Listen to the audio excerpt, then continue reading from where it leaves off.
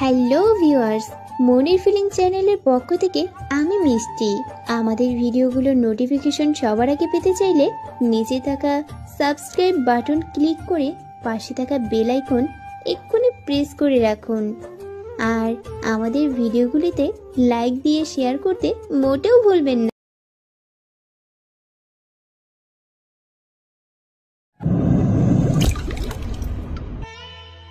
তোর মতো একটা কুলাঙ্গার ছেলের জন্ম দেওয়াটাই আমাদের অনেক বড় ভুল হয়েছে। মায়ের মুখের এমন কথা শুনে নিলয় মুচকি হাসল। নিলয়ের হাসি দেখে ওর বাবা আরো রেগে গেল। তোর থেকে রাস্তার কুকুরও অনেক ভালো। তোর লজ্জা করে না এভাবে বাড়িতে বসে বসে খেতে? তোর বড় ভাই দেখছিস রাত দিন কত কষ্ট করে টাকা ইনকাম করে, আর তোর কোনো কাজ নেই, খালি কম্পিউটার নিয়ে পড়ে আছিস। নিলয় আবারও মুচকি হাসল। মায়ের থেকে কুলাঙ্গার আর বাবার থেকে রাস্তার কুকুর শুনে নিলয়ের মাঝে কোনো প্রতিক্রিয়াই নেই। সে নির্বাক কথাগুলো শুনে চলেছে। তোর কি একটু লজ্জা করে না? আর কত এভাবে থাকবি? কিছু করতে পারিস না তুই? তোর কি কোনো লজ্জা নেই? বেহায়ার মতো চলিস। মায়ের কথা শুনে নিলয় বলল, 1000 টাকা হবে? কম্পিউটারের হার্ড ডিস্কের সমস্যা হয়েছে, ঠিক করতে হবে। কুত্তার বাচ্চা, তোর টাকা চাইতে একটু লজ্জা করলো না? এতক্ষণ তোকে যে কথাগুলো বললাম সেটা কি কানেও নিস নাই? তোর পাটা দে ধরি, বাবা হয়ে তোর পা ধরে বলি টাকা নিস না আর। নিজে কিছু কর। তোর বড় ভাই দেখছিস কত কষ্ট করে। তোকে ছোট ছেলে হিসেবে পরিচয় দিতেই আমার লজ্জা করে। শিখেছিস তো দুটো কাজ, বন্ধুদের সাথে ঘোরা আর সারা রাত কম্পিউটার নিয়ে পড়ে থাকা। টাকা দিতে পারবে না যখন, তখন জন্ম দিয়েছিলে কেন? আমি কি বলেছিলাম আমাকে জন্ম দাও? আমি কি জানতাম তুই বড় হলে এমন হবি? তোর বড় ভাই দেখেছিস কত কিছু করে। প্রতিবারই একই কথা ভাল লাগে না মা। বড় ভাই কি এমন করে? ও মাসে 15,000 টাকার বেতন পায়, সে সব কিছু করেছে। 1000 টাকা দিতে বলেছি, টাকা দাও, না হলে। পুরো কথাটা নিলয় শেষ করতে পারেনি। কষে একটা চড় দেয় ওর আপু পেছন থেকে। নিলয়ের বড় বোন বিথি। সে নিলয়ের সামনে এসে চড় মেরেছে খুব জোরে। নিলয় গালে হাত দিয়ে বলল, চুপ করে আছিস কেন? তুইও শুরু কর, দে গালি দে। কুত্তার বাচ্চা, হারামি, কুকুর, জানোয়ার এসব বলা শুরু কর। নিজের মা বাবা যদি এমন গালি দেয়, তুই বোন হয়ে চুপ করে আছিস কেন? কিসের বাবা সে? 1000 টাকা দিতে পারে না, আবার সে হয়েছে পিতা। ওই রকম পিতার আমি, আর মা হয়েছে, তাই না? বড় ছেলেই তোমাদের। তুই কিন্তু বাবা মার সামনে গালি দিচ্ছিস। আমি কিন্তু তোকে আরেকটা চট দেবো কালে। সারা তো ঠিকই বলেছে, কম্পিউটার সায়েন্স নিয়ে ইঞ্জিনিয়ারিং করেছিস, বেকার কেন বসে আছিস? আর বাবা মা, তোমাদের রোজ একই কথা ওকে বলতে হয় কেন? তোমাদের কি ও খুব জ্বালায়? আয় আমার সাথে। বিথি আপু নিলয়ের হাত ধরে ওর ঘরে নিয়ে যায়। ঘরের দরজা দিয়ে নিলয়কে বিছনায় বসায়। নিলয় কাঁদছে, তবে শব্দ করে নয়। চোখের এক কোণা দিয়ে পানি পড়ছে ওর। আজ সকালে মামা বসে চা খাচ্ছিল, আর ও যে টাকা চায়। 10 দিন আগেও সে টাকা নিয়েছে। আবার টাকা চাওয়ার জন্য সে এমন গালি শুনেছে মা বাবার কাছে। দেখ ভাই, তুই বড় হয়েছিস, মা বাবার সাথে এমন করে? নে ধর। বিথি আপা নিলয়ের দিকে 1000 টাকার নোট বাড়িয়ে দিল। নিলয় টাকার দিকে তাকিয়ে থাকে কিছুক্ষণ, তারপর বলে, টাকা লাগবে না। আরে ধর, তোর টাকা লাগবে আমাকে এসে বলতি কেন? মা বাবার কাছে টাকা যেতে গিয়েছিলি? জন্মটা তো ওরাই দিয়েছে, তাই না? প্রয়োজনটা তো ওদেরই মেটানোর কথা। বাদ দে, নে টাকা নে। আচ্ছা কি করবি বল টাকা নিয়ে? আমি টাকা নিব না, তোর টাকা তুই রাখ। আমি জানি সারাদিন রাতে সেলাই মেশিন চালিয়ে তুই টাকা জমিয়েছিস তোর পরীক্ষার অ্যাডমিশনের জন্য। সে টাকা আমার লাগবে না। আরে পাগল, আমার তো এখনো পরীক্ষার বাকি আছে, টাকাটা নে। নিলয়ের পকেটে টাকা গুজে দেয় আপা। নিলয় ওর আপাকে জড়িয়ে ধরে। আসলে আজকে নীরার জন্মদিন। নীরা ওকে ইনভাইট করছে জন্মদিনের। নীরা হলো নিলয়ের প্রেমিকা। 2 দিন আগে দেখা হয়েছিল ওদের। নীরা বলে, নিলয়, আমার জন্মদিন আসছে, প্রতিদিন তো বাদাম ভাজা ছাড়া আর কিছুই খাওয়াতে পারো না। কোনো রেস্টুরেন্টে গেলে খাবারের বিল আমাকেই দিতে হয়।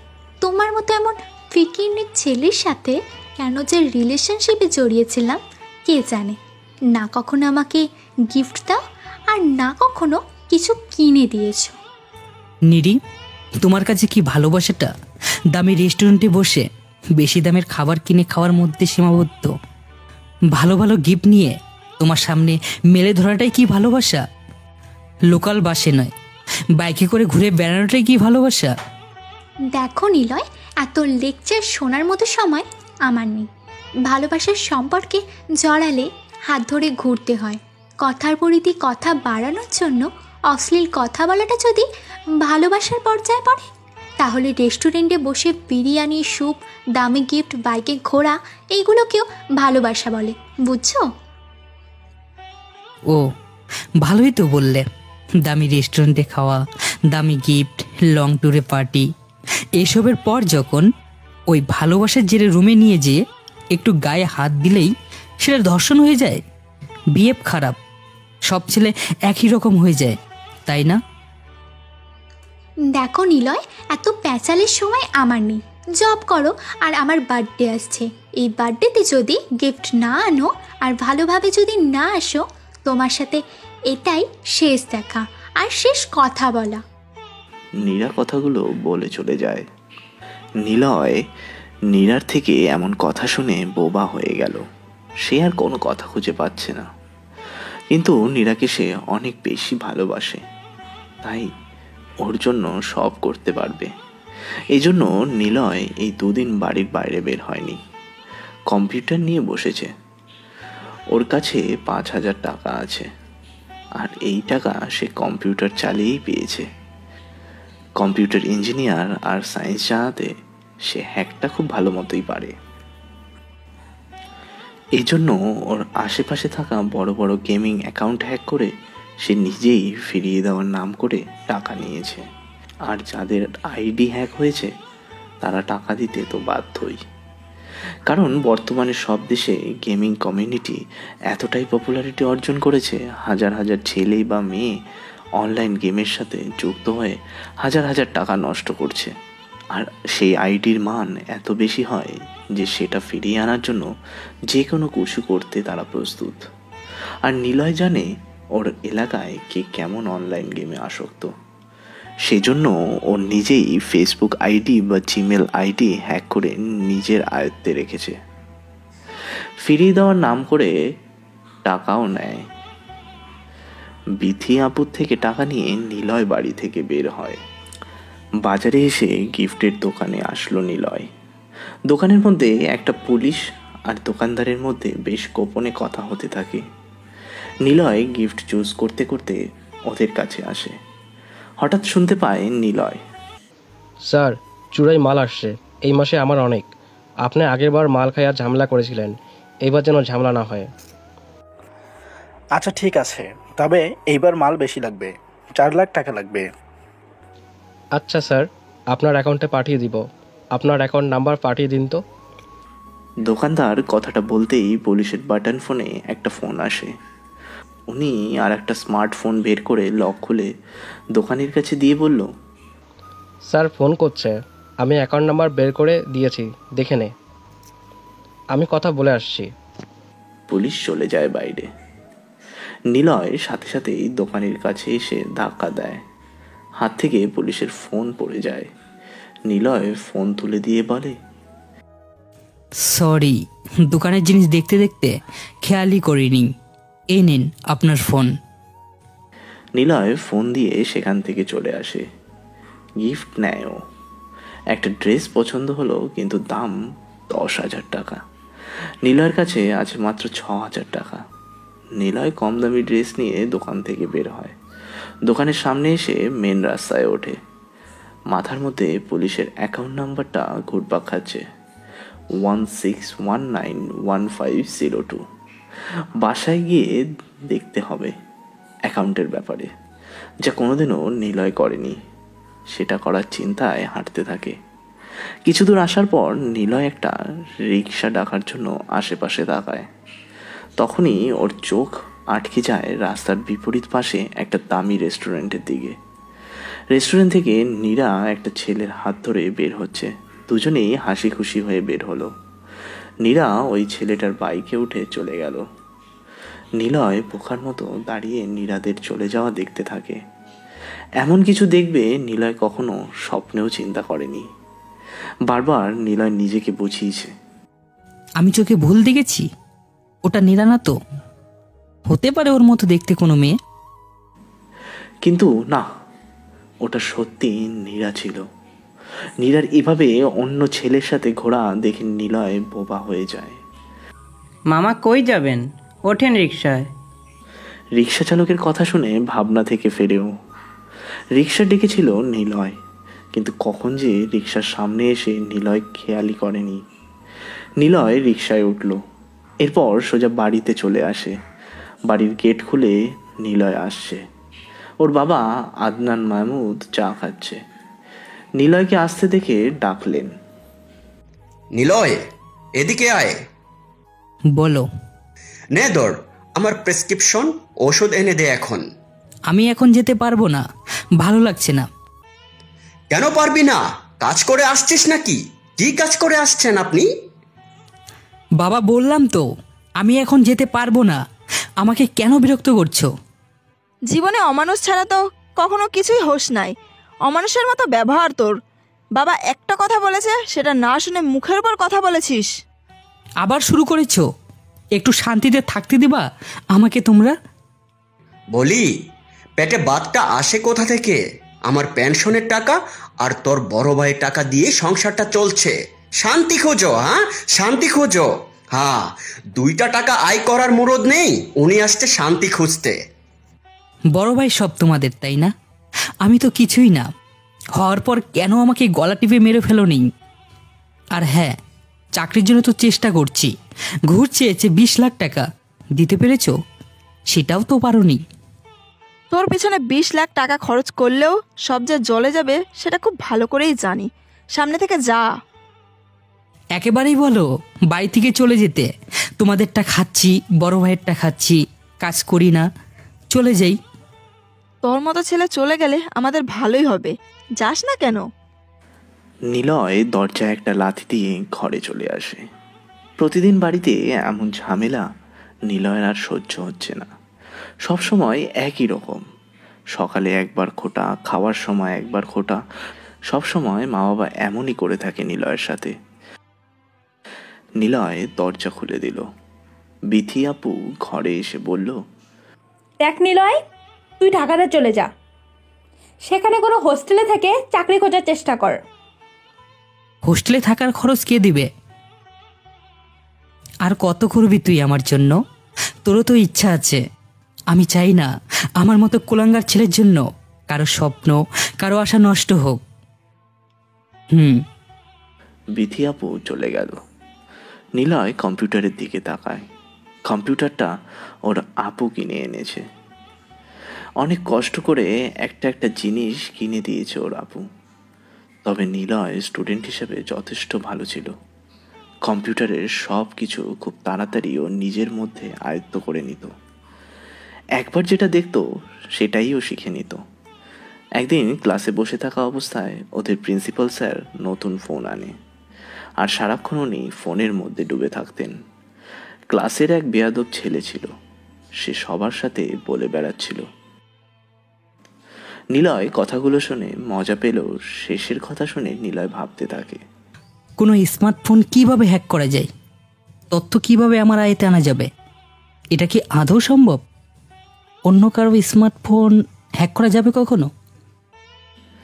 নিলয় সেদিন ভাবতে থাকে অনেক কিছু, এতটাই যে ঘাটাঘাটি করে সে অনলাইনে একটা নতুন জগৎ খুঁজে পায়। সেই জগৎটা হলো খুবই ভয়ঙ্কর। সেই জগৎটার নাম হলো ডার্ক ওয়েভ বা ডার্ক সাইট, যা কোনো একটা দেশের সাধারণের জন্য বন্ধ থাকে, কিন্তু নিলয়ের মতো লোকের কাছে সেই বন্ধ জিনিসটাই তো খোলা থাকবে। নিলয় ঘড়ির দিকে তাকায়। সকালে নীরার এই ঘটনার পর নিলয় অনেকবার ফোন করেছে নীরাকে, কিন্তু নীরা একবারও নিলয়ের ফোন রিসিভ করেনি।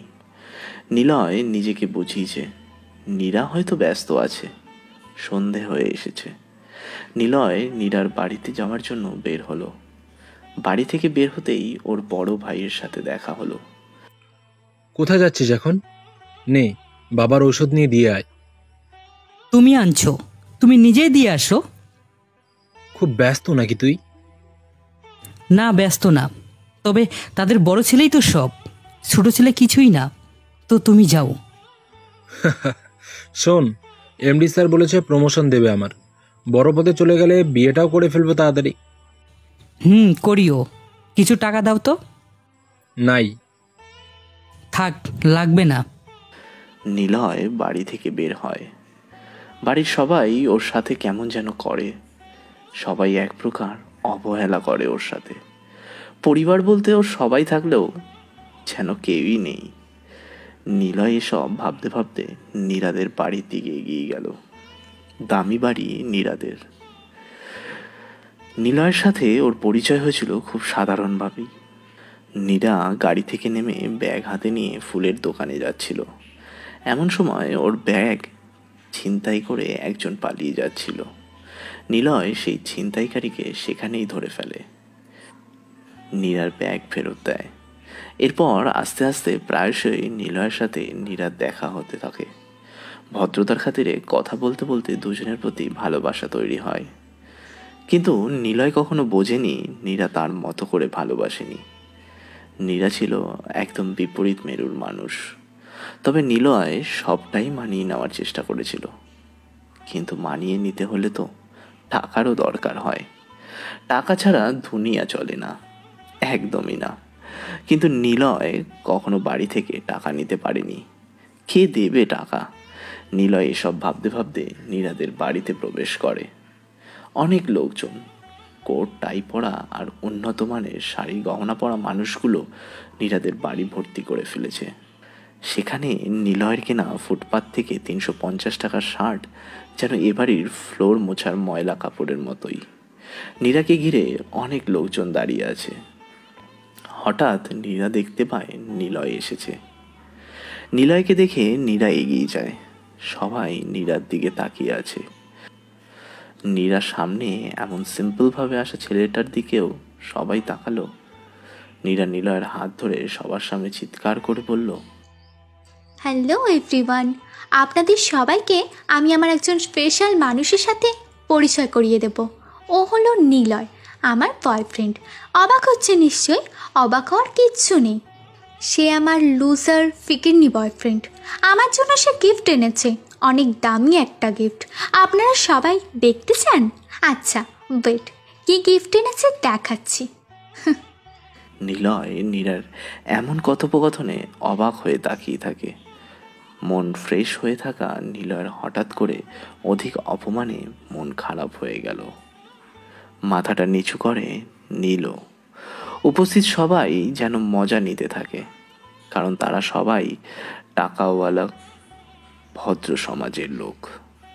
সেখানে নিলয়ের মতো একটা ছেলে তুচ্ছই মাত্র। নীরা নিলয়ের হাত থেকে গিফটের বক্সটা খোলে। একটা নীল রঙের 3000 টাকায় কেনা শাড়ি সবার সামনে মেলে ধরে বলল, এই হলো আমার স্পেশাল মানুষের আনা দামি গিফট, যা আমাদের বাড়ির কাজের মহিলাকে খুব মানাবে। হারামি ব্লাডি লোয়ার ক্লাস লোক। এই সুজন, তুমি জানো আমার জন্য কী গিফট এনেছো? Diamond ring. বেশি না, মাত্র 12 লাখ টাকা নিয়েছে, যা 10 দিনের income. Wow, great boy, I love you baby. এই ইমরোজ, তুমি আমার জন্য কী গিফট এনেছো? একটা গাড়ি এনেছি, চাবিটা তোমার কাছে আছে। দাম? থাক, দাম বলতে হবে না। কেউ হয়তো দাম শুনে এখানেই অজ্ঞান হয়ে পড়ে যাবে। তখন রাস্তায় কোনো ময়লার ড্রেনের পাশে আমাকেই ফেলে রেখে আসতে হবে, তাই না? নীরা, এসব কি? এভাবে কেন ডেকে এনে অপমান করছো? চুপচাপ দেখে যা শালা, গিফট আনছে। আমি জানতাম তুই 2 টাকার দামেরই গিফটই আনবি। তোর মতো গরিব ফিকিনি ছেলেকে আমি ভালোবাসবো? No, never. আমার বয়ফ্রেন্ড সাজিদের সাথে তোর পরিচয় করিয়ে দিচ্ছি। এই সাজিদ। বলো জান। বাবু, তুমি আমার জন্য কি এনেছো? অনেক তো একটা বিশাল বাড়ি তোমার জন্য, আর কি লাগবে বলো বাড়িটা বানাতে? থাক বাবু, লাগবে না। তুমি যে রিংটা আনছো সেটা পরিয়ে দেবে একটু প্লিজ। নীরা নিলয়ের কানে কানে বলল, তোর মতো মানুষের এই পার্টিতে কোনো জায়গা নেই। তাকিয়ে দেখ, আমার পার্টিতে ওয়েটারদের পোশাকও আমার বাবা নিজে আনিয়ে দিয়েছে, দাম 10,000 টাকার উপরে। আর তোর গায়ে যে শার্টটা আছে বড়জোর 500 টাকা হবে না। তুই আসছিস আমার বার্থডে পার্টিতে? যাই হোক, আসছিস যখন খেয়ে যাস। বলা তো যায় না তোদের মতো ফ্যামিলির লোক আবার এইরকম খাবারের গন্ধ শুকতে পাবে কিনা, কে জানে। দেখো নীরা, আমার পরিবার নিয়ে একটাও বাজে কথা বলবে না। ও তাই নাকি? আচ্ছা, তুই খেয়ে যাস। যাওয়ার সময় তুই প্যাকেট করে তোর পরিবারের জন্যও নিয়ে যাস। এই ওয়েটার, লোকটাকে প্যাকেট করে অনেক খাবার দিয়ে বিদায় করে দিও। নীরা কথাটা বলে চলে গেল নিলয়ের সামনে থেকে। নিলয়ের কখন যে চোখ থেকে পানি গাল বেয়ে নিচে পড়ছে নিলয় নিজেও বুঝতে পারেনি। নিলয়ের কাছে এসে ওয়েটার বলল, চলুন আপনাকে খাবার। নিলয় ঠাস করে একটা চট দেয় ওয়েটারকে। নীরা ওটা দেখে হাসতে থাকে। নিলয় আর সেখানে দাঁড়ালো না, বড়লোক বাড়ি থেকে বের হয়ে চলে আসলো। নিলয় হাঁটতে হাঁটতে একটা ল্যাম্পপোস্টের নিচে বসলো। চারপাশে কেউ নেই, কেবল দ্রুত গতিতে মাঝে মাঝে গাড়ি চলে যাচ্ছে। একটা কুকুর কিছুটা দূরে শুয়ে আছে। নিলয়কে আজ রাস্তার ওই অবহেলিত কুকুরের মতোই মনে হচ্ছে। টাকাই সব, এই দুনিয়াতে টাকার মূল্যই সব থেকে বেশি। নিলয় ছোট থেকে একটা কথা শুনে এসেছে, টাকা দেখলে যেন কাঠের পুতুলও হাঁ করে তাকিয়ে থাকে। নিলয়কে আজকে বুঝতে পেরেছে সেই কথাটার মানে। টাকার জন্য আজ ওর ভালোবাসাটা কুকুরের মতো পড়ে রইল। দুনিয়াতে সব মানুষই টাকার পেছনে ছোটে। ছুটতে ছুটতে সে একটা সময় ক্লান্ত হয়ে যায়। গরিব হয়ে জন্ম নেওয়াটা ভাগ্যের দোষ, কিন্তু দুনিয়াতে সবাই সেই ভাগ্যের দোষটা পাল্টানোর জন্য টাকার নেশাতেই ছুটে বেড়ায়। কারণ গরিব হয়ে মরাটা তো নিজের দোষ। নিলয় বসা থেকে উঠে দাঁড়ালো। নিজের এই দোষটা কখনো সে বয়ে নিয়ে বেড়াবে না। তারও টাকা চাই, তবে সে টাকার পেছনে ছুটবে না, টাকাই ওর পেছনে ছুটবে। এতদিন সে যা করেনি সেটাই করবে। অন্যের টাকা সে নিজের করে নেবে। কথাগুলো ভাবতে ভাবতে সে হাঁটতে থাকে। তখনই ফোন বেজে ওঠে ওর। তাকিয়ে দেখে ওর আপু বিথির কল। নিলয় রিসিভ করে। ভাই কোথায় তুই? বাবাকে হাসপাতালে নিয়ে এসেছি, তুই জলদি আয়। নিলয় পকেটে ফোন খুঁজে দৌড়াতে থাকে হাসপাতালের দিকে। এমনটা হবে নিলয় ভাবেনি কোনোদিন। যখন খারাপ সময় আসে তখন সব একসাথেই আসে। নিলয় দৌড়তে থাকে। হাসপাতালে এসে পৌঁছায়। খোঁজাখুঁজি করে কেবিনের সামনে এসে দাঁড়ায় ও। বিথি আপু এসে নিলয়কে জড়িয়ে ধরে। কি হয়েছে বাবার? ভাইয়া ওষুধ আনছিল, কিন্তু দেরি হয়ে যায়। বাবার তো সকাল আর দুপুরে ওষুধ খাওয়ার কথা, কিন্তু ছিল না। তোকে এনে দিতে বলছিল, আনিস নাই, এর জন্য বাবা অসুস্থ হয়ে গেছে। কিছু সময় পর ডাক্তার বের হলো। সবাই ডাক্তারের সামনে গিয়ে বলল, কি হয়েছে ওনার? ডাক্তার সবার দিকে তাকিয়ে বলল, দেখুন, আপনাদের আর কতবার করে বলবো, ওনার 2টো কিডনি ড্যামেজ হয়ে যাচ্ছে দিন দিন। যে কোনো মূল্যে একটা কিডনি দিতেই হবে, না হলে ওনাকে বেশি দিন বাঁচানো যাবে না। আর সেই অপারেশন করতে গেলে টাকাও লাগবে। আপনারা দ্রুত কিছু একটা করুন, একদিনের মধ্যেই কিডনির ব্যবস্থা করুন, না হলে ওনাকে আর বড় জো 4 দিন বাঁচানো যাবে। ডাক্তার সাহেব কথাগুলো বলে চলে গেল। নিলয়ের মা আঁচল চেপে কান্না করছে। বড় ছেলে এসব দেখে চলে যায়। নিলয় বলল, আপা তুই মাকে দেখে রাখ, আমি ডাক্তারের সাথে কথা বলে আসি। তুই কোথায় যাচ্ছিস? তুই এসব বুঝবি না, তুই বরং মার সাথে থাক, আমি যাচ্ছি। না তুই থাক। নিলয় চলে আসে সেখান থেকে। ডাক্তারের কেবিনে গিয়ে বসলো। ডাক্তার বলল, আপনি দেখুন ভাই, কিডনির প্রধান রোগ নেফ্রোটিস বা নেফ্রোটিক সিনড্রোম, যা কিডনির ছাঁকনি বা ফিল্টার মেমব্রেনকে ক্ষতবিক্ষত করে। এই কারণে শরীর থেকে আত্মবশ্যকীয় প্রোটিন বেরিয়ে যায়। দুটো কিডনির 90% সকেজ হওয়ার পরই শুধু ডায়ালিসিস বা কিডনি সংযোজনের মতো চিকিৎসার প্রয়োজন হয়। মানে পরিবারের কেউ ওনার বি পজিটিভ রক্তের সাথে মিল হলে তিনি একটি কিডনি দিতে পারবে। আমার রক্তের গ্রুপ সেম ডাক্তার, আমি কিডনি দেবো একটা। তবে একটা কথা অনুরোধ, আমার কথা কেউ জানবে না, বলবেন কিডনি কেউ একজন দান করেছে। আপনি এই অনুরোধটা রাখুন প্লিজ। আচ্ছা আচ্ছা ঠিক আছে, আপনি চলুন। আরও একটা কাজ করবেন, আমার বাবা মা যদি জানতে চায় তাহলে বলবেন তাদের বড় ছেলে সব করেছে। ঠিক আছে? আচ্ছা বুঝেছি, টাকার ব্যবস্থা 2-1 দিন পর করলেও হবে, আপাতত রোগীকে বাঁচানো যাক। ডাক্তার সব কিছু রেডি করতে থাকে। নিলয় ওনার কেবিন থেকে বের হলো। দরজায় ওর আপুর সাথে দেখা হয়। নিলয় কিছুটা ভয় নিয়ে তাকিয়ে বলল, আপা তুই কখন আসলি? এই তো এখন। তুই দেরি করছিস তাই আসলাম।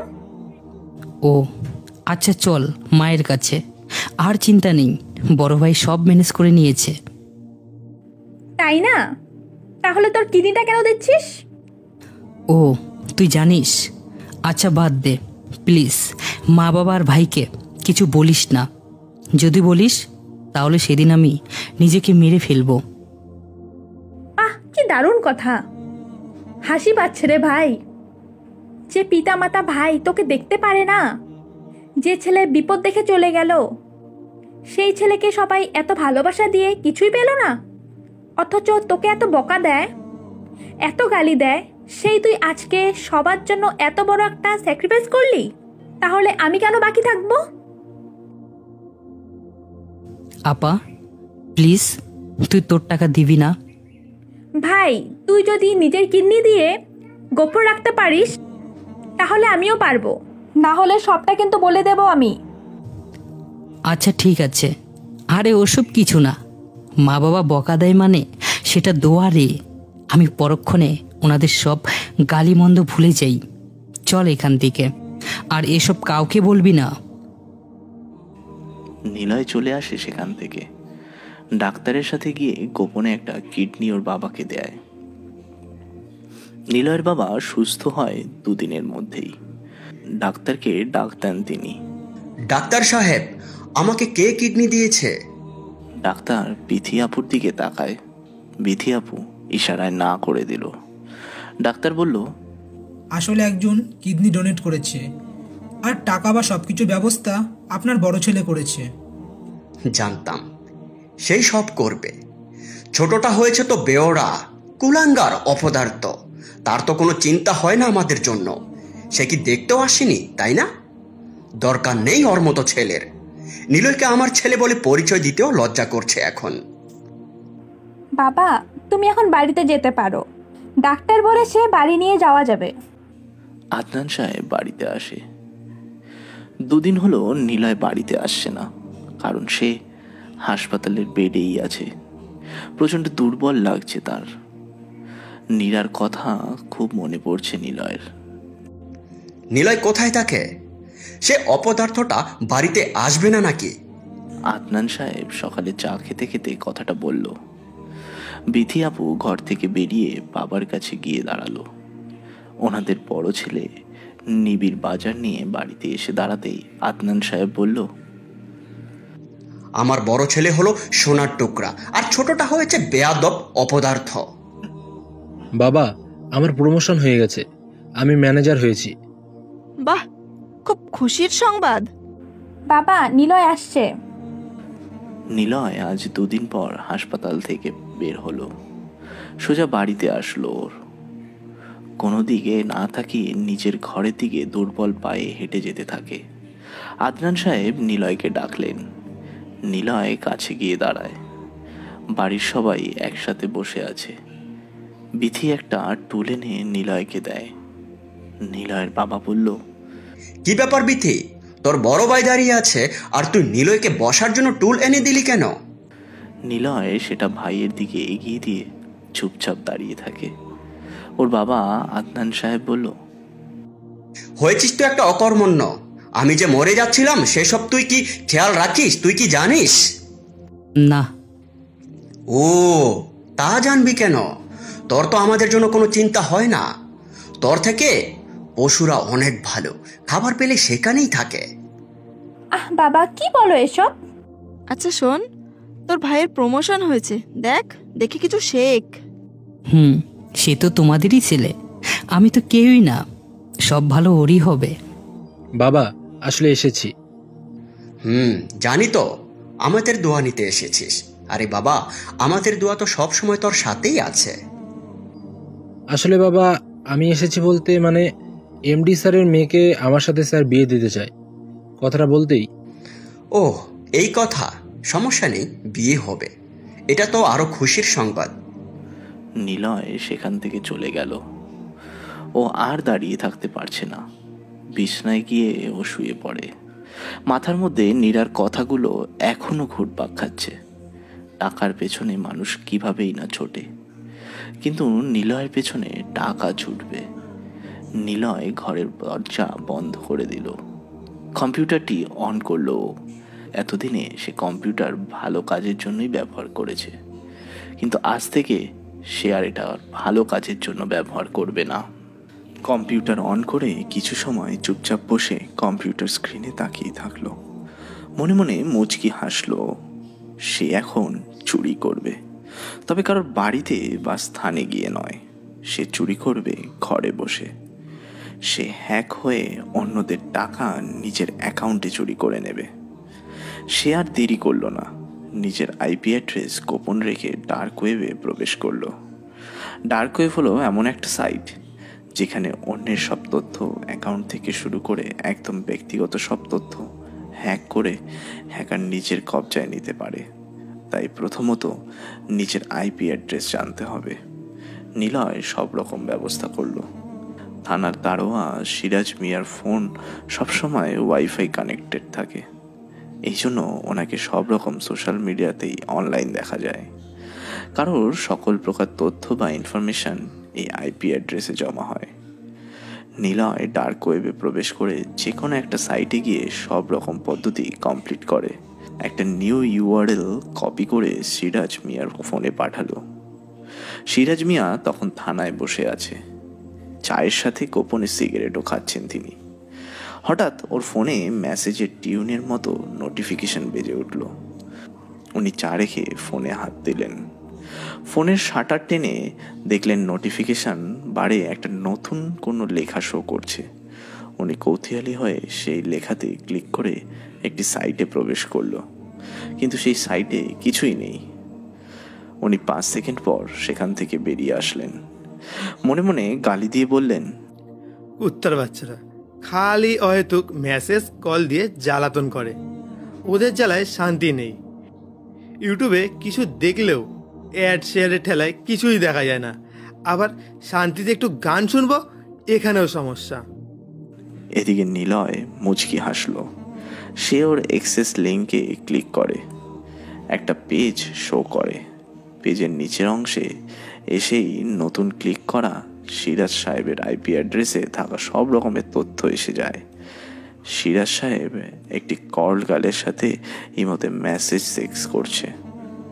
মেয়েটার সাথে সিরাজ সাহেব কথা বলছে। আজ রাত 10টার পরে আসবো, বুঝলি? রেডি থাকিস। আপনি টাকা দেওয়ার সময় আমার সাথে 2 নাম্বারই করেন। আরে এবার বেশি দেবো, সারা রাত থাকিস। তোর খাইতে যে কি মজা। নিলয়ের কম্পিউটারে সব কিছু শো করছে। নিলয় সেগুলো কালেক্ট করে। সিরাজ মিয়ার একটি কল আসলো। বউ নামে নাম্বার সেভ করা। সিরাজ মিয়া কল রিসিভ করে। বউ বলো, এই সময় কল দিলে কেন? আরে শোনো, আমি তো বাপের বাড়ি আছি, কিছু টাকা লাগবে, তোমার কার্ডটা পাঠিয়ে দাও, ব্যাংক থেকে টাকা তুলবো। আচ্ছা বউ, পাঠিয়ে দিচ্ছি, পাসওয়ার্ড লিখে নাও। উত্তেজিত হয়ে বসে। বহু বছর ধরে এই বিষয়ে পড়াশুনো করেছে ও। প্রিন্সিপালের ফোনের আইপি অ্যাড্রেস এভাবেই হ্যাক করে নেয় নিলয়। সেখান থেকেই ওর এটা নেশাতে পরিণত হয়েছিল। কিন্তু দু একবার এটা করার পর নিজেকে বোঝায় হ্যাক করাটা অন্যায়, কারোর ব্যক্তিগত তথ্য হ্যাক করাটা আরও অন্যায়। মানে কেউ তার যা যা করছে দূরে বসে ওই হ্যাকারটা সব দেখছে, অথচ ভিকটিম জানেই না ওর ফোনের ইন্টারনেট প্রোটোকল হ্যাক হয়েছে। মানে সব রকম তথ্য অন্য কেউ দেখতে পাচ্ছে। নীলয়ের ফোনে একটি নতুন স্লাইড শো করলো। সেখানে সিরাজ মিয়ার ব্যাংক অ্যাকাউন্টের পাসওয়ার্ড দেওয়া, যা ওর বউকে একমাত্র মেসেজ করে পাঠিয়েছে। নিলয় তাড়াতাড়ি অ্যাকাউন্টে সেই নাম্বার পাঠিয়ে পাসওয়ার্ড পাঠাতে যাবে, তখনই মনে হয় এমনটা করলে ধরা খেয়ে যাব। আগে কি ব্যাংকের সব কিছু তথ্য হ্যাক করব? এত সহজে তো হ্যাক করা যাবে না। আগে আমাকে হতে হবে অ্যানোনিমাস, মানে লুকায়িত ব্যক্তি হতে হবে। আর আগে আইপি অ্যাড্রেস হতে আমাকে লোকেশন হ্যাক করে নিতে হবে, তাহলেই সব ঝামেলা থেকে মুক্ত পাবো। নিলয় সিরাজ মিয়ার ফোন কলে কনভারসেশন শুনতে পেল। সিরাজ মিয়া বলছে তার বউকে, বউ, অ্যাকাউন্টে 30 লাখ টাকা আছে, ব্যাংক থেকে তোমার যতটুকু লাগবে নিয়ে নাও। জানোই তো ছোট চাকরি, একটু ঘুষ না খেলে কি আর টাকা হয়? আমাদের ছেলে মেয়েও বড় হচ্ছে, তাদের তো দেখে রাখতে হবে, তাই না? আরও কিছু সময় প্রেম আলাপ করে সিরাজ মিয়া ফোন কেটে দেয়। নিলয় ভেবেছিল সিরাজ মিয়ার ব্যাংক অ্যাকাউন্ট হ্যাক করা লাগবে, কিন্তু না, এত সহজে সব কিছু পেয়ে যাবে নিলয় ভাবতেই পারেনি। তবে সরাসরি ব্যাংক অ্যাকাউন্ট হ্যাক করতে হবে, আর সেটা খুব গোপনেই। নিলয়, দরজা খোল। কি হলো, দরজা খুলিস না কেন নিলয়? নিলয় লাফ দিয়ে উঠল। দরজায় ওর আপু ধাক্কা দিতে থাকে। নিলয় তাড়াতাড়ি কম্পিউটার বন্ধ করে দিয়ে দরজা খুলে দিল। বিথি আপু ঘরে এসে দরজা আটকে দিয়ে নিলয়ের বিছানায় এসে বসে বলল, এই তুই কি করছিলি রে? দরজা খুলছিলি না কেন? এমনি ঘুমিয়ে পড়েছিলাম। নিলয়, খুব ঝামেলায় পড়ে গিয়েছি রে। বাবা না ওই 5 লাখ টাকা চাচ্ছে, ভাইয়ার বিয়েতে খরচ তো আছেই। ও আচ্ছা, সমস্যা নেই, টাকা চলে আসবে। আমার এক বন্ধু বিদেশে থাকে, ওকে বলেছি ব্যবসার জন্য টাকা দিতে, সে দিবে বলেছে, সেখান থেকে তোকে টাকা দিয়ে দিব। তাহলে তুই ব্যবসার জন্য টাকা কই পাবি? ঢাকাতে যাব, সেখানে এক বন্ধু কাপড়ের ব্যবসা করে, ওর সাথেই থাকবো। কিছু টাকা দিয়ে পার্টনার হব ওর ব্যবসার, হয়ে যাবে। কি, তুই কম্পিউটারের ইঞ্জিনিয়ার হয়ে কাপড়ের ব্যবসা করবি, তাই না? এখানে আর থাকবো না, নিজেকে তো বাঁচতে হবে, তাই না? আর আমি চাই না ওনারা এসব জানুক। বাবা যেদিন বাড়ি থেকে তাড়িয়ে দিবে সেদিন সত্যিই চলে যাব। হয়েছে, থাম, খাবার আনছি তোর জন্য, খেয়ে নিবি। বাবা মার কথায় রাগ করিস না। বিথি আপু চলে গেল। নিলয়ের সেসবে কোনো খেয়াল নেই। ও কিভাবে টাকাগুলো তুলবে সেই চিন্তাই করছে। অ্যাকাউন্ট থেকে তুলতে গেলে তো আমাকে সিসিটিভি ক্যামেরা দেখা যাবে। আচ্ছা, সিসিটিভি ক্যামেরা কি হ্যাক করা যাবে? ভাবতে হবে আমার। ফুটেজ ডিলিট করে দিতে পারবো কি তাহলে? কিন্তু কিভাবে আমি ক্যামেরার ফুটেজ হ্যাক করব? একা এত কিছু করা সম্ভব না। আমাকে খুঁজে বের করতে হবে বড় বড় হ্যাকারদের। কিন্তু আমাকে আগে এই টাকাগুলো নিতেই হবে। কিন্তু কিভাবে? আচ্ছা, আমি যদি বাস্তবেও নিজেকে লুকিয়ে মাইন্ড গেম খেলি তাহলে কেমন হয়? কেমন হয় যদি সিরাজ মিয়াকে হ্যাকার কোড দিয়ে কল করে ওর ব্যক্তিগত সব তথ্য দেখিয়ে ব্ল্যাকমেল করে টাকাগুলো হাতিয়ে নিই? এটাই মাস্টার মাইন্ড গেম। তবে এর জন্য আমাকে সোশ্যাল ইঞ্জিনিয়ারিং হতে হবে। সোশ্যাল ইঞ্জিনিয়ার মানে হলো আমাকে কলগাল হিসাবে সিরাজকে মেসেজ করতে হবে, আর সে আমার ফাঁদে পা দিয়ে আমার পাঠানো সব লিঙ্কে ক্লিক করতে থাকবে। তখন আমিও সব কিছু জেনে যাব খুব সহজে। নিলয় চেয়ারে বসে হেলান দিয়ে কথাগুলো ভাবছে। বসা থেকে উঠে দাঁড়ায়, লম্বা একটি কোট বানায় ওর আপুর সেলাই মেশিন দিয়ে। ওর আপু এই সব কিছুর জন্য নিলয়কে অনেক প্রশ্ন করলেও নিলয় কিছু না বলে নিজের মতো করে কাজ করছে। শেষে বিথি আপু বিরক্ত হয়ে নিলয়ের থেকে দূরে চলে যায়। নিলয় কালো হুডওয়ালা লম্বা কোট বানায়, কালো প্যান্ট ম্যানেজ করে, মুখে একটি হ্যাকার টাইপ মাস্ক বানিয়ে পরে নিয়ে চেক করলো, একদম পারফেক্ট আছে সব কিছু। এবার সিরাজকে একটা ব্ল্যাক নাম্বার থেকে কল দিতে হবে। নিলয় যখনই কল দিতে যাবে ওর বাবা ওকে ডাক দেয়। নিলয় সব কিছু একটি ড্রয়ারে রেখে দেয়। কম্পিউটার অফ করে বাবার কাছে দুর্বল শরীর নিয়ে এগিয়ে যায়। ওর বাবা নিলয়ের দিকে বিরক্ত দিকে তাকিয়ে বলল, সারাক্ষণ ঘরে বসে কম্পিউটার চালানো ছাড়া তোর কি কোনো কাজ নেই? আর গা থেকে কাপড়ও খুলছিস না, সেই সকাল থেকে একই কাপড় পরে আছিস। কি সমস্যা তোর? হ্যাঁ, কি সমস্যা তুই আমাকে একটু বলবি? হাসপাতালে আমাকে না দেখতে যে কোথায় ছিলি? বাবা, ওর সাথে তুমি সবসময় কেন জোর গলায় কথা বলো? তোর আদরের জন্য ও এমন হয়েছে। কুলাঙ্গার জন্ম দিয়েছি একটা। আগে যদি জানতাম এমন পেয়ারা হবে এই কুত্তার বাচ্চাটা, তবে হওয়ার পরেই গালে লবণ দিয়ে মেরে ফেলতাম। হ্যাঁ, মেরে ফেলতাম। নিজেই কুত্তা, এই জন্য আমাকে বারবার কুত্তার বাচ্চা বলো, তাই না? নিলয়ের মা সাথে সাথে নিলয়ের গালে কষে একটা চড় বসিয়ে দিল। নিলয় মুচকি হাসতে থাকে। আদনান সাহেব নিলয়কে গালি দিয়ে বলতে থাকলো, তোর মতো ছেলের আমার দরকার নেই। আমার বড় ছেলেই ভালো। তুই মরে গেলেও আমরা কখনো দেখতে যাব না। আর আমরা যদি আগে মরি, তুই দেখতে আসবি না কখনো, বলে দিলাম। কখনো তুই দেখতে আসবি না। বড় ছেলে না থাকলে মরেই যেতাম। সারাক্ষণ বড় ছেলে করো। তুমি জানো তোমার বড় ছেলে? আপা? আমার বড় ছেলে কি? না, কিছু না, অনেক ভালো। সে না থাকলে আজকে তোমাকে আমার সাথে দেখতাম না। ভাইকে অনেক ধন্যবাদ, তোমাকে টাকা দিয়ে সব কিছু করেছে। দেখতে হবে তো ছেলেটাকার। আর নিলয়, তুই আমার সামনে আসবি না। বাড়ি ছেড়ে চলে যা। তোর মতো তুই থাক, তোর লজ্জাও করে না? বড় হয়ে নিজের কামাই না করে অন্যেরটা খাচ্ছিস। আরে যা যা যা যা, তোর আশা না আশা সমান। নিলয় বাড়ি থেকে বের হলো। আপুর পাঠানো খাবার খেয়ে কোনো রকমে সাইকেল নিয়ে বের হলো নিলয়। হাঁটলে তলপেটে ব্যথা অনুভব করতে হচ্ছে খুব। সাইকেলটাও খুব ধীর গতিতে চালাচ্ছে। পিঠ আর পেটে অনেক ব্যথা হচ্ছে ওর। তবুও কোনো রকম সাইকেল চালিয়ে নীরাদের বাড়ির সামনে এসে দাঁড়ালো। রাস্তার পাশে চায়ের দোকানে ঝাড়নে বসলো নিলয়।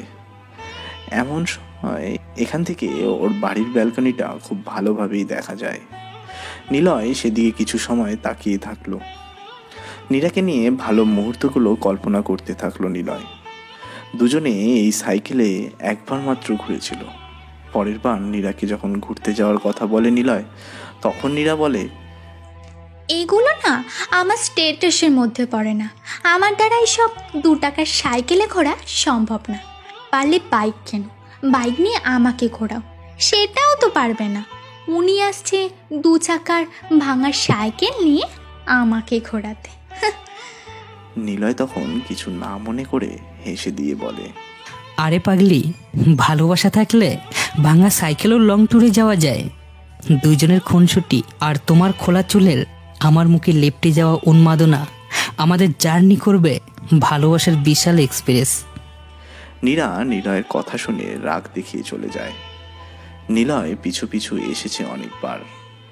নিলয় সেসব ভেবে মুচকি হাসলো। নিলয় নীরাদের বাড়ি থেকে চলে আসতে থাকে। হঠাৎ একটা এটিএম বুথের সামনে এসে দাঁড়ায় নিলয়। সেখানে সিসিটিভি ক্যামেরার দিকে তাকায়।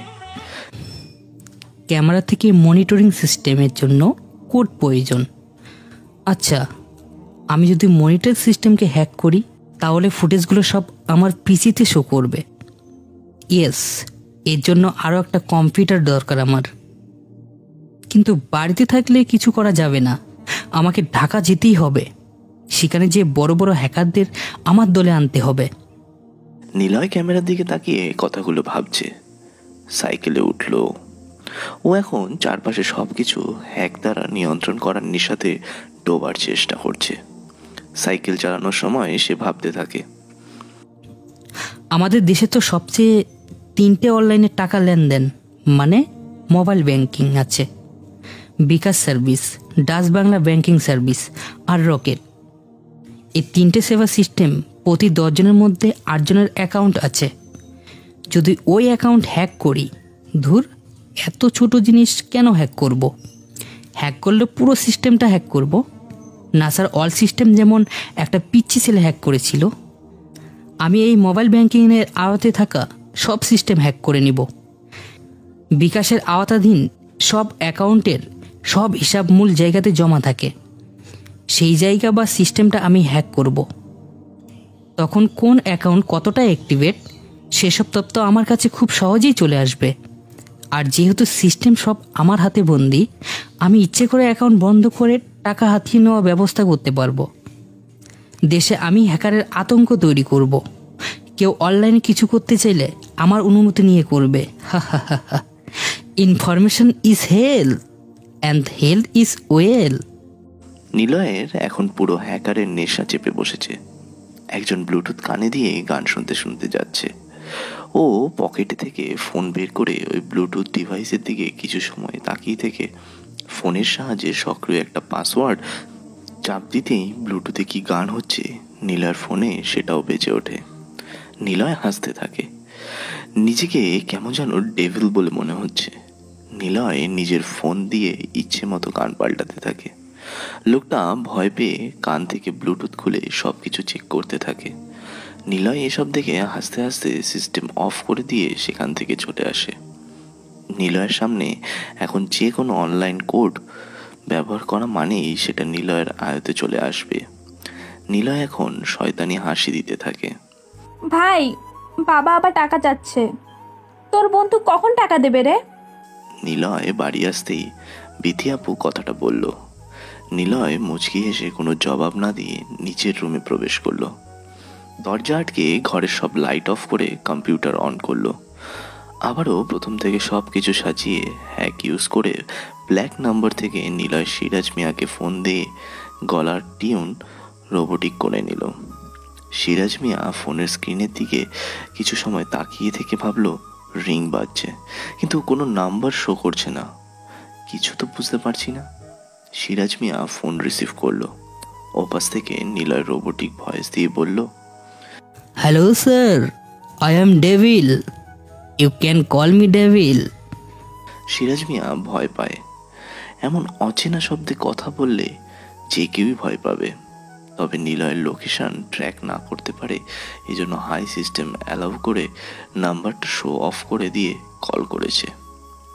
সিরাজ মিয়া বলল, কি চান আপনি? টাকা। টাকা মানে? মিয়া ফাজলামি করেন আমার লগে? আমাকে চেনেন আমি কে? আপনি রেশমা নামের একটা মেয়ের সাথে আজ রাত 10টার সময় একসাথে রাত কাটাবেন। কাল ভোরে আপনি চেকপোস্টে পাশের সময় একটা হিরোইনের ট্রাক প্রবেশ করতে দিবেন। সেখান থেকে আপনি টাকা নিয়েছেন 5 লাখ। আপনার অ্যাকাউন্টে সর্বমোট টাকা আছে 34,72,100 টাকা। বেলা 12টার সময় আপনার বউ রোজি আপনার থেকে ফোন করে ব্যাংকের অ্যাকাউন্ট পাসওয়ার্ড চায়। আপনার অ্যাকাউন্ট নাম্বার 16191502। আপনার অ্যাকাউন্টের পাসওয়ার্ড হলো 001122। আমি চাইলেই এখনই ইন্টার চাপ দিয়ে আপনার সব টাকা এখনই আমার অ্যাকাউন্টে ট্রান্সফার করে নিতে পারি, কিন্তু আমি এখন সেটা করব না। আপনার সব তথ্য আমার কাছে আছে।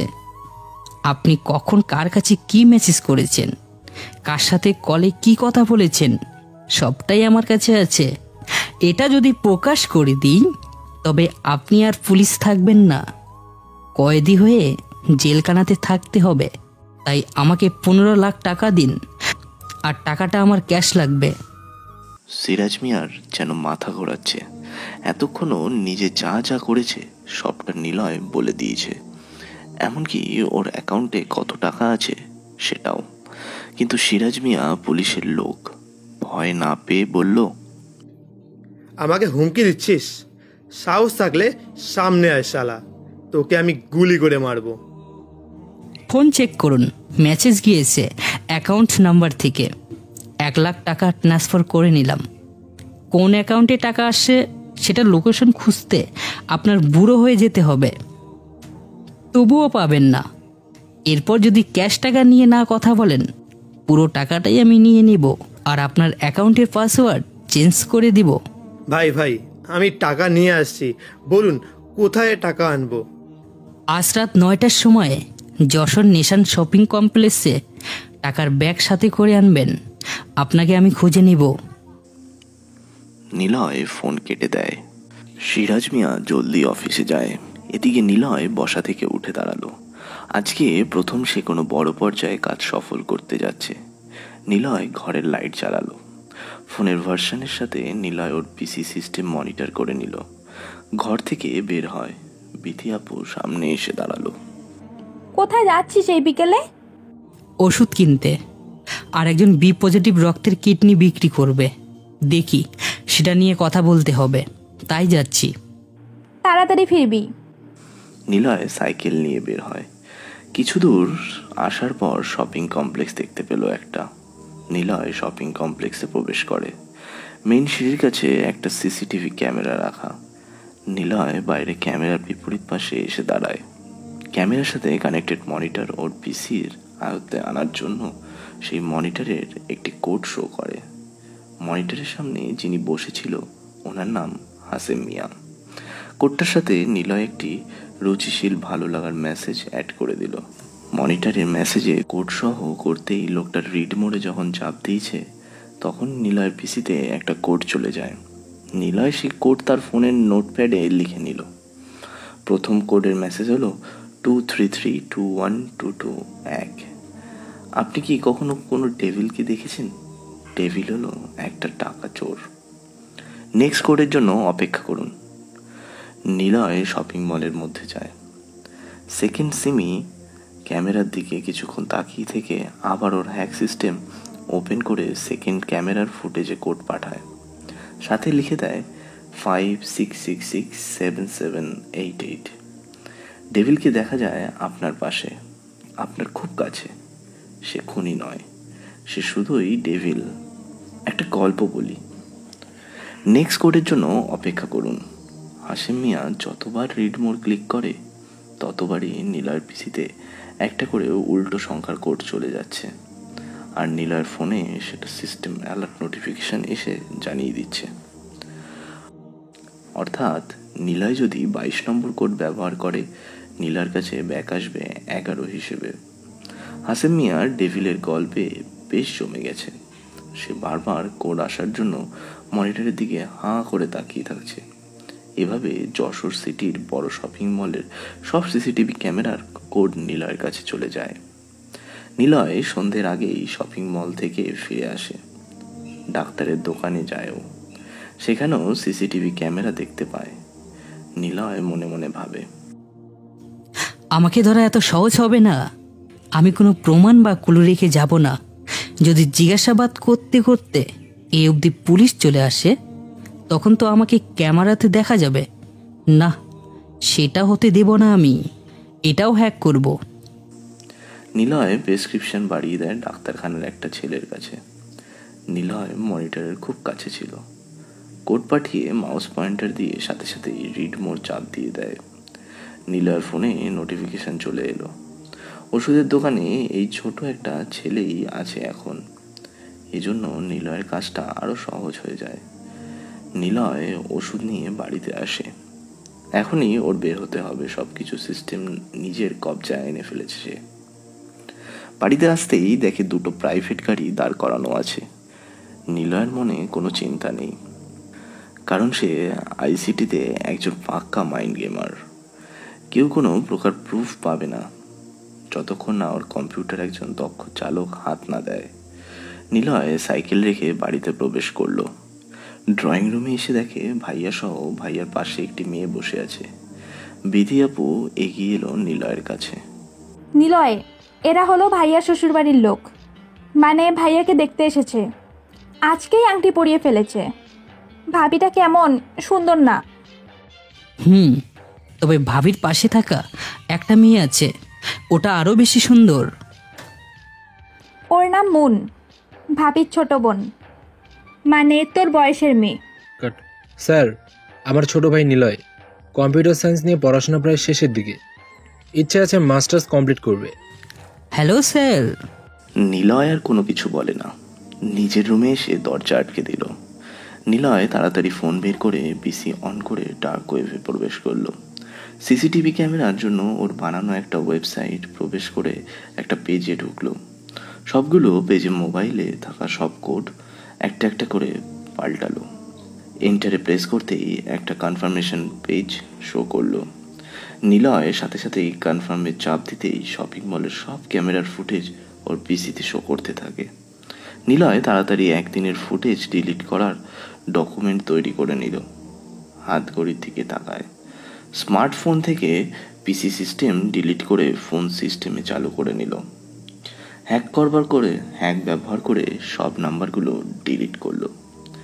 সিরাজ মিয়ার নাম্বার পাতিয়ে সে কল লিস্টে রেখে দেয়। হাত ঘড়ির দিকে তাকালো, রাত তখন 8টা বেজে গেছে।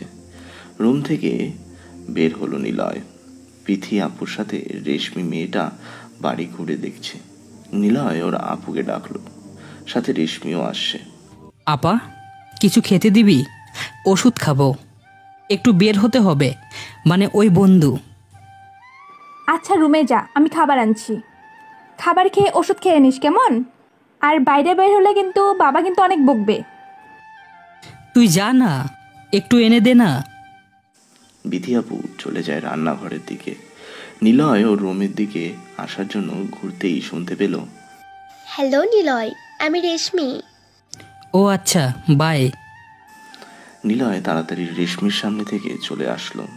রুমে এসেই দরজা আটকে পিসির সামনে গিয়ে বসলো। আর মাত্র 40 মিনিট বাকি, সব প্রসেস রেডি করা। 20 মিনিটেই পুরো সারাদিনের ভিডিও ফুটেজ এবং আগামী 2 ঘন্টার ভিডিও ফুটেজ নিয়ে নিজে থেকেই ডিলিট হতে শুরু করবে। আর ওকে শপিং মলে যেতে হবে টাকা আনতে, কারণ আজকে শপিং মলে ভিড়ও হবে। তার কারণ হলো আগামী 2 দিন মল বন্ধ থাকবে। এটা প্রতি সপ্তাহেরই নিয়ম, এজন্য শেষ দিনে অনেকটা ভিড় হয়। রেশমি নিলয়ের রুমের সামনে বোকার মতো দাঁড়িয়ে আছে। রেশমি খুব সুন্দরী। এই অবধি রেশমি 1000টা প্রপোজ পেয়েছে। সে অ্যাটিটিউড দেখায়, কিন্তু এই প্রথম কোনো ছেলেকে রেশমি দেখলো মেয়েদের সাথেও অ্যাটিটিউড দেখিয়ে চলে যেতে। তাও রেশমির মতো সুন্দরী কোনো মেয়ের সামনে থেকে এভাবে কথা না বলে চলে গেল। রেশমি ভেবেছিল বেয়ের সাথে একটু ফ্লার্ট করব, কিন্তু তার হলো কই। এত ভাব কেন ছেলেটার? ওর ভাব আমি দেখে নেব, বজ্জাত ছেলে। রেশমি কথাগুলো ভাবতে ভাবতে সেখান থেকে চলে যায়। বিথি আপু খাবার এনে দেয় নিলয়কে। নিলয় খাবার খেয়ে ওষুধ নিয়ে পিসিতে বসলো। সিস্টেম চালু করে দিয়ে কম্পিউটার অন রেখেই ফোন নিয়ে বের হয়। হাতে একটা প্যাকেটে আছে কালো কোট আর মাস্ক করা পোশাক। নিলয় সবার সামনে থেকে আসতে যাবে, ওর বাবা ডাক দেয়। নিলয় হাত ঘড়ির দিকে তাকিয়ে দেখলো প্রায় সময় হয়ে আসছে। কোথায় যাচ্ছিস রাতে? বাইরে। কেন? বাড়িতে থাক, মেহমান আছে, কথা বল, আড্ডা দে। কাজ আছে। নিলয় আর কারো দিকে তাকালো না, সে বাড়ি থেকে বের হলো। আদনান সাহেব মনে মনে নিলয়কে গালি দিয়ে মুখে হাসি রেখে ব্যাপারটা সামলে নিল। নিলয় সাইকেল নিয়ে শপিং মলে আসলো। ও পিসি অন করলো। আসার সময় নিজের ঘরে তালা দিয়ে চাবি নিয়ে এসেছে নিলয়। এতক্ষণ ওর কম্পিউটার কাজ শুরু করে দিয়েছে। আজকে সারাদিনে সব ভিডিও ফুটেজ ডিলিট হওয়া শুরু করেছে। নিলয় ফোন দিল সিরাজ মিয়াকে। টাকার ব্যাগটা নিয়ে শপিং মলের সামনে আসুন। তারপর পার্কিং লটে দেখবেন একটা পুরনো সাইকেল রাখা, সেই সাইকেলেই উঠবেন। তারপর সাইকেল নিয়ে সেখান থেকে বাম পাশে আসবেন। সেখানে এসে একটা বন্ধ চায়ের দোকান পাবেন, সেখানে এসে বসুন। তারপরে সেখানে এসে দেখবেন একটা কালো ব্যাগ। আপনার ব্যাগ থেকে টাকা বের করে ওই ব্যাগে রাখুন, কারণ আপনার টাকার পাউডার লাগানো আছে। সাথে আপনার ব্যাগে লোকেশন চিপ রাখা। ব্যাগসহ সেসব পিছনে পুকুরে ছুঁড়ে ফেলুন। তারপর ব্যাগটা কাঁধে নিন, এরপর যেতে থাকেন। তবে হ্যাঁ, আপনার সব অকর্ম এখনই কমিশনারের কাছে চলে যাবে। এই কেন কেন? পিছনে ফলো করা পুলিশদের চলে যেতে বলুন। আচ্ছা ঠিক আছে, তারপরে কি করব? সোজা চলে যান, কবরস্থান পাবেন। সেই কবরস্থানে গেটের সাথে ব্যাগটা ঝুলিয়ে রাখুন। কি? ব্যাগে 15 লাখ টাকা আছে, সেটা কবরস্থানে গেটের কাছে ঝুলিয়ে রাখবো? সেটা আমি বুঝবো। আচ্ছা, কিন্তু তুই কোথায়? তুই আসবি না টাকা আনতে? আপনি ব্যাগ আর সাইকেল রেখে সোজা চলে আসুন, আশেপাশে তাকাবেন না। আমি কোথায় বলেছি? তবে 15 মিনিটের মধ্যে যে আসতেই হবে, তাহলে আমাকেই পাবেন। তুই বল, আমি যাচ্ছি। আমি তো শপিং মলে 2য় তলার ছেলেদের আন্ডারপ্যান্ট দোকানের মধ্যে শপিং করছি। নিলয় ফোন কেটে দেয়। ওর বাম হাতে থাকা ড্রোন কন্ট্রোলারের সাহায্যে এতক্ষণে গোরস্থানে বসেই সে এসব কন্ট্রোল করছিল। ড্রোনটা হলো একটা মাছি। নিলয় গেট খোলে। সিরাজ মিয়া শপিং মলের মধ্যে প্রবেশ করলো। নিলয় কবরস্থান থেকে বের হলো। একটা লোকের সাইকেল এনেছিল ভাড়া করে। লোকটা এখানেই এসে দেখা করবে এখন। সাইকেল আর কিছু টাকা বুঝে দিল। নিলয়কে লোকটা দেখেনি, কারণ নিলয় মুখের মাস্ক খোলেনি একবারও। শরীরের কোনো অংশ দেখা যায়নি নিলয় লোকটার সাথে। আর নিলয় তাছাড়া কথাও বলেনি। লোকটা চলে যায় সেখান থেকে। নিলয় আবারও কবরস্থানে প্রবেশ করে বাজারের প্যাকেটে টাকাগুলো রাখে। ব্যাগটা গেটের সাথে ঝুলিয়ে ওর নিজের সাইকেল নিয়ে কিছুটা দূরে আসলো। তারপর গা থেকে মাস্কা আর কাপড় খুলে সেগুলো প্যাকেটে রেখে বাড়ির দিকে আসতে থাকে। সিরাজ মিয়া 2তলার জেন্টস শপিংয়ে কর্নারে আসলো। সারা জায়গা খুঁজল নিলয়কে, কিন্তু আন্দাজে কিভাবে খুঁজে পাবে নিলয়কে ওরা। শেষে ক্লান্ত হয়ে একটা ম্যানিকিংয়ের সামনে এসে দাঁড়ালো। সেখানেই দেখতে পায় একটা কাগজ রাখা। সিরাজ মিয়া কাগজটা হাতে নেয়। সেই কাগজে লেখা, কল মি ডেভিল। সিরাজ মিয়া কাগজটা হাতে নিয়ে দৌড়ে সিসিটিভি রুমে যায়। সেখানে থাকা একটা ছেলে পাগলের মতো কিবোর্ড ঘাটাঘাটি করছে, কিন্তু কিছুই হচ্ছে না। সব ফুটেজ রেকর্ড তো হচ্ছেই না, বরং উল্টে সব ডিলিট হয়ে যাচ্ছে। সিরাজ মিয়া এইসব দেখে কয়েক কিবোর্ডের লাথি দিয়ে সেখান থেকে চলে যায়। নিলয় সাইকেল রাখে।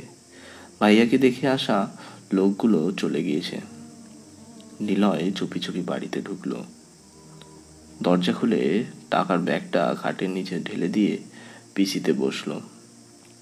সব সিস্টেম আগের মতো করে দিয়ে পিসি বন্ধ করে দিল নিলয়।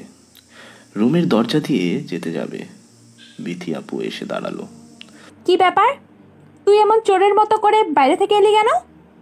তখন না বাবার সামনেই সবাইকে, এমনকি বাবাকেও পাত্তা না দিয়ে চলে গেলাম। তাই একটু চুপি চুপি বাড়িতে এলাম। সব ঠিকঠাক তো? ও, তোর টাকার ব্যবস্থা হয়ে গেছে। ভাইয়ার বিয়ের পর ঢাকাতে চলে যাব। আচ্ছা, পরে নিবনি টাকা। বিথি আপু চলে গেল নিলয়ের ঘর থেকে। নিলয় খাটের নিচ থেকে টাকার ব্যাগ বের করে বিছনার ওপরে তুলল। টাকাগুলো বিছনার ওপর ঢেলে চোখ ভরে দেখতে লাগলো। এখনো অনেক টাকার মালিক। সব টাকাই ওর। মাত্র একদিনেই 15 লাখ টাকা ইনকাম করেছে। নিলয় টাকার উপর শুয়ে পড়ে, মনে মনে বলে, হায়রে কাগজের নোট, তোর মূল্য কতই বিশাল। তোকে পাওয়ার জন্য মানুষ কত কিছুই না করে। ছেলে বাবাকে, বাবা ছেলেকে খুন করে, ভাইয়ের মধ্যে মারামারি হয়। কেবল তোকে সব একসাথে পাওয়ার জন্যই মানুষ কত মারামারি করে। কেউ বা রাত দিন কষ্ট করে তোকে ভক্তি ভরে গুছিয়ে রাখে, সবার থেকে তুই পালিয়ে বেড়াস যেন। কিন্তু না, সবার মতো এই নিলয় না। নিলয় হলো ইউনিক, যার জন্য টাকার পিছনে সবাই দৌড়ায়। আর এই ইভেন্টে নিলয়ের পিছনে টাকা নিজে থেকেই দৌড়ে আসে। Ha ha ha ha, I am the devil, if you want call me devil. আজ থেকে আমি অন্ধকার জগতের রাজা, যার নাম হবে ডেভিল। আর আলোর রাজ্যের সাধারণ মানুষ, যার নাম হবে নিলয়। নিলয় ডাক্তারের কাছে ফোন দেয়। ডাক্তার বলে, কিডনির খোঁজ পেয়েছি, একজন দেবে বলেছে। কি চাই সে? 3 লাখ টাকা। ওকে, ব্যাপার না, টাকা পাঠিয়ে দিচ্ছি। আপনার অ্যাকাউন্ট নাম্বার পাঠিয়ে দিন। নিন, আগে আমার অ্যাকাউন্টে টাকাগুলো দিন, আমি ওনাকে পাঠিয়ে দেবো। দাঁড়ান 1 মিনিট। নিলয় কম্পিউটার অন করলো। হ্যাকিং জগতে ঢুকে আবারও ব্যাংক অ্যাকাউন্ট নাম্বার সেখানে পাতায়। ডাক্তার অ্যাকাউন্ট নাম্বার বলে। নিলয় নোট করে রেখে দেয়। ফোন কেটে দিল। নিলয় মুচকি হাসলো। এ যেন এক নেশাতে পড়ে গিয়েছে। নিলয় ওর নিজের আইপি অ্যাড্রেস চেক করলো। সেটা লুকায়িত অবস্থায় আছে, যা প্রক্সি দ্বারা হাইড করে রাখা হয়েছে। কারণ নিলয় যদি সাধারণ তথ্য আদান প্রদানের জন্য গুগল বা যোগাযোগ মাধ্যম ব্যবহার করে, তবে নিলয়ের আইপি অ্যাড্রেস সহজেই শনাক্ত করে ফেলবে। এজন্য নিলয় সব আইডি কনফিগারেশন প্রক্সি দ্বারাই লুকায়িত করে রেখেছে, যা নিলয়কে সকল প্রকার অ্যানোনিমিটি রেখে রাখছে। নিলয় পিসিতে বসে নিজের ম্যাক অ্যাড্রেস মানে মিডিয়া অ্যাক্সেস কন্ট্রোল অ্যাড্রেস পরিবর্তন করা শুরু করে। ম্যাক অ্যাড্রেসে হেক্সাডেসিমাল নাম্বার 12 ডিজিটের। নিলয় সেটা পরিবর্তন করে নিজেকে পুরোপুরিভাবে সুরক্ষিত রাখলো। এখন আর কোনো চিন্তাই নেই, কেউ ওকে ট্রেসও করতে পারবে না। 2 দিন পর নিবিড়ের আজ বিয়ে হয়েছে। মেয়ে বাড়ি থেকে বউয়ের সাথে রেশমি আসছে। নিলয় তার শূন্য থাকা কিডনি লাগিয়েছে, যা বাড়ির কেউ জানে না। নিলয় ডাক্তারের অ্যাকাউন্ট থেকে টাকা সরানোর মতো সুযোগই পেল না। বিয়ের দিন বাড়ির ছাদে দাঁড়িয়ে নিলয় লাইটিং দেখছে। পেছনে কে যেন এসেছে। নিলয় ঘুরে তাকায়, রেশমিও এসছে। আপনি না ভাবির বোন? আপনি আমাকে চেনেন না? না, আজকেই তো প্রথম দেখলাম। আমি ছেলে দেখতে আসার দিন এসেছিলাম, আপনার সাথে কথা হয়েছিল, কিন্তু আপনি না তাকিয়ে চলে গিয়েছিলেন। ও আচ্ছা, ঠিক আছে, থাকুন তাহলে, আসি। এই যে নিলয়, কোথায় যান? ফ্রেন্ডস হবেন? না। কি আপনি জানেন আমার সাথে আপনাদের বরযাত্রীতে থাকা কত ছেলে লাইন মারার জন্য পিছনে পড়েছিল, ফ্রেন্ডশিপ করার জন্য কতক্ষণ ঘুরেছিল, একমাত্র আপনি আমাকে রিজেক্ট করলেন। ও আচ্ছা, ঠিক আছে, মন খারাপ করে আফসোস করুন তাহলে, বাই। আপনি যদি আমার বন্ধু না হন, আমি কিন্তু এখান থেকে ঝাঁপ দিব। ঝাঁপ দিতে ভয় লাগলে আমাকে বলবেন, আমি ধাক্কা দিয়ে ফেলে দিতে সাহায্য করতে পারি। ও গড। নিলয় হাসতে হাসতে সেখান থেকে চলে আসলো। রুমে এসে বিছানায় বসতেই ওর নীরার কথা মনে পড়ে। কি আজব, একদিন আমি নীরার পেছনে পড়েছিলাম। নীরাকে এভাবেই চেয়েছিলাম। নীরা পাত্তা দিত কিনা জানি না, তবে অভিনয়টা খুব ভালো করেই করেছে। আচ্ছা, নীরা কোথায় থাকে? নীরা এখন ঢাকায় থাকে। নীরার সাথেও হ্যাকের মাইন্ড গেম খেলবো না, থাক, সে থাকুক ওর মতো করে। থাকবেই না কেন? আমি তো ডেভিল, তাই না? ডেভিলরা অন্যের প্রয়োজন বোঝে না। আমি নীরাকে শাস্তি দেবই। নিলয় পরের দিন কম্পিউটার অন করলো। কয়েকজন বড় মাপের হ্যাকারদের খোঁজ পেল। যদিও সেদিনের জন্য নিলয় হ্যাকারদেরই যোগাযোগ অ্যাকাউন্ট হ্যাক করে নিয়েছিল, তাই ওরাই নিলয়কে খুঁজে বের করে। মাসুম নামের একটা ছেলের সাথে ওর প্রথম যোগাযোগ হয়। মাসুম হলো ফোনের বা কোনো ডিভাইসের মেসেজ হ্যাক করে নিতে পারে, মানে মেসেজ আসা যাওয়া বন্ধ করে দিতে পারে।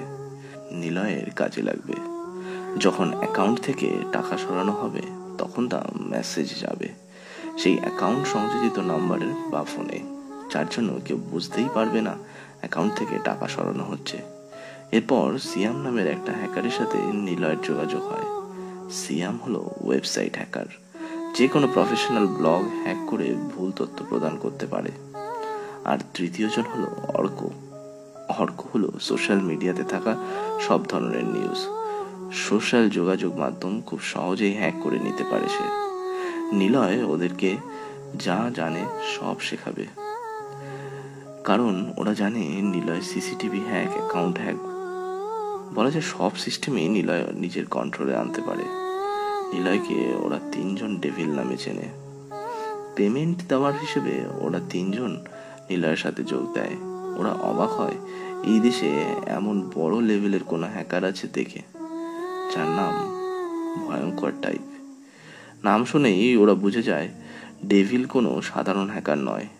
ডেভিল ওদের অ্যাকাউন্টে টাকা পাঠিয়ে দিয়েছে। একজনকে মাসে 1 লাখ টাকা করে দেবে, সেটার কন্ট্রাক্টও করেছে। সিয়াম, অর্ক আর মাসুম এত টাকা বেতন পাবে শুনে অবাক হয়ে যায়। কিন্তু ডেভিল কাঁচা খেলোয়াড় না, সে ঠিকই ওদের 3জনকে ব্যাংক অ্যাকাউন্ট হ্যাক করে নিয়েই টাকা পাঠিয়েছে। ইভেন ওদের সব তথ্য কালেক্ট করছে। নিলয় যেখানে পা দেয় সে এলাকার সব কিছু যা নেটওয়ার্কের সাথে অন্তর্ভুক্ত সবটা নিলয়ের কথা মতো কাজ করবে। অন্যের ডিভাইস নিলয়ের কন্ট্রোলে চলে আসে তখন। এই জন্যই সে ডেভিল, কারণ সে একটা কথাই জানে, information is health and health is wealth. Niloy ঘুমিয়ে আছে। হঠাৎ চিৎকার চেঁচামেচি শুনতে পেল। মা একটু জোর গলাতেই কাকে যেন কি বলছে। নিলয় ঘুম ঘুম চোখে দরজা খুলে দেখে মা আর ভাবি ঝগড়া করছে। নিশা ভাবি নিলয়ের মাকে বলছে, দেখুন মা, আমি বাপের বাড়িতে কোনো দিন রান্নাঘরে যাইনি। আপনি রোজ রোজ ডাকবেন না তো। আর আমি এত সকালে কোনো দিন উঠি না, শুধু শুধু কেন ডাকছেন? দেখো বৌমা, এটা তোমার বাপের বাড়ি না, এখানে নিয়ম মাফিক চলতে হবে। কিছু না করো, চা তো বানাতেই পারো রোজ সকালে উঠে। আমার মেয়েকে দেখেছো, সে অনেক কাজ করে, আর তুমি ঘুম থেকে ওঠো 10টার পর। কেন? এটা তোমার বাড়ি না। এক্সকিউজ মি, আমি আপনার বাড়ির কাজের মহিলাও না, সো আমার সাথে কাজ নিয়ে কথা বলবেন না। আর এটা আমার বাড়ি না কেন করছেন? আপনার ছেলে উঠলে ওকে নিয়ে আমি চলে যাওয়ার ব্যবস্থা করছি। কি বললে তুমি? আমার ছেলেকে নিয়ে চলে যাবে? ও কখনোই আমাদের ছেড়ে যাবে না। ওনাদের ঝগড়া চলছেই। নিলয় সেসব দেখে মুচকি হাসছে। ভাইয়া উঠে পড়ল।